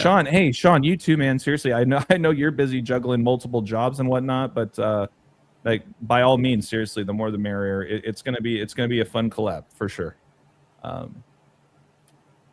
yeah, Tom Brady gifted Kevin Hart a New York jersey with number 11 at the roast. Wow, that's wild. I'm gonna have to make sure to go back and watch that. But thank you, Sean, for adding that in. Once again, just shoot me a text and I'll forward you the link as well. It's gonna be a lot of fun. I'm looking forward to it. You guys should see that thumbnail pop up here in the next day or two. But yeah, let's land the plane there. I guess final outros. Let me just get my screen share here.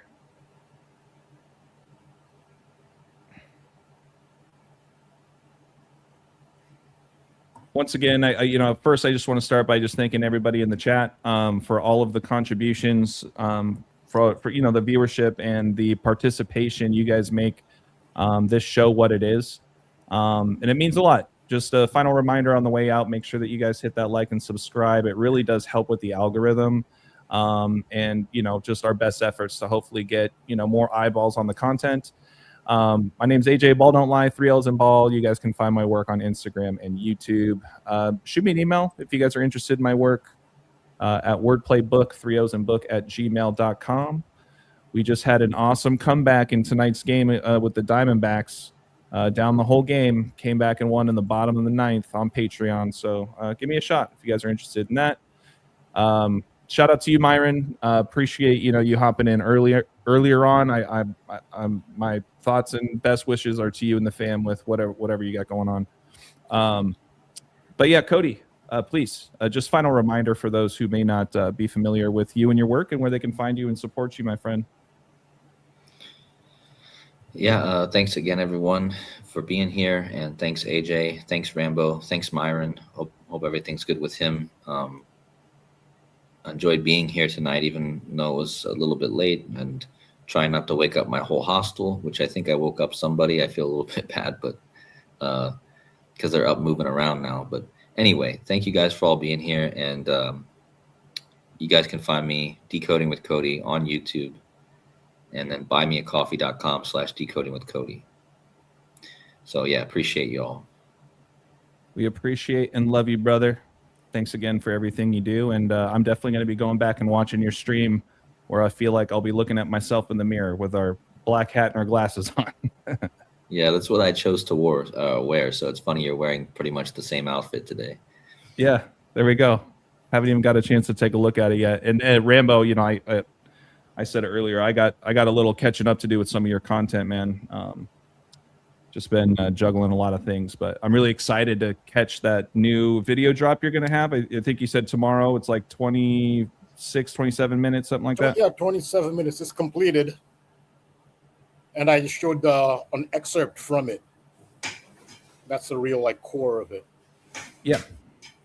Right, But yeah, let people know. You know, if you guys haven't seen it, scroll the red bar back to the beginning. Rambo shared a nice little excerpt of that video, and also make sure to sign up on his free tier, even on the Patreon, and you guys can see the 6-minute intro. But yeah, Rambo, please, final reminder for where people can find you and support you. Yeah, well, you know, thanks again for everybody being here. The audience, those who will watch in advance, who haven't watched yet, who will watch, thank you to all of them.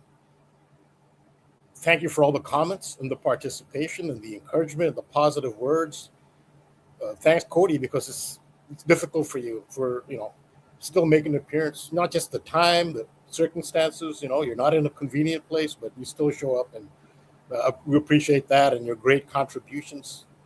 And no, it's great how, you know, I come up with something and you come up with things that, you know, tie right into it with the Thus Spoke Zarathustra thing with the Superman, which just tied into my decode, you know how. So that kind of synchronicity is always great. And AJ, with what you bring to the table, besides just being a host, you're the glue that keeps it together. And I appreciate that. And this is where I can be found. Again, patreon.com/thetruthquotes. I will release my video, Thus Spoke Zarathustra, tomorrow. So based primarily on the alien theme and also how it's manifesting through the aviation stories in the news and the NBA with the alien Victor Wembanyama. I mean, this looks like his moment. I'm not a sports predicting channel, though. But I'm also on Instagram.com/thetruthquotes. Without further ado, we will land the plane there, pun intended. Good night to everybody. Make sure to take care of yourselves. Love always. And we'll see you guys again next week. You guys will see me as early as, you know, this upcoming Monday if I don't have any other videos coming out. But come hang out with us. It'll be a good time. Thanks again, everybody. Until next time. Peace. All right. Take care.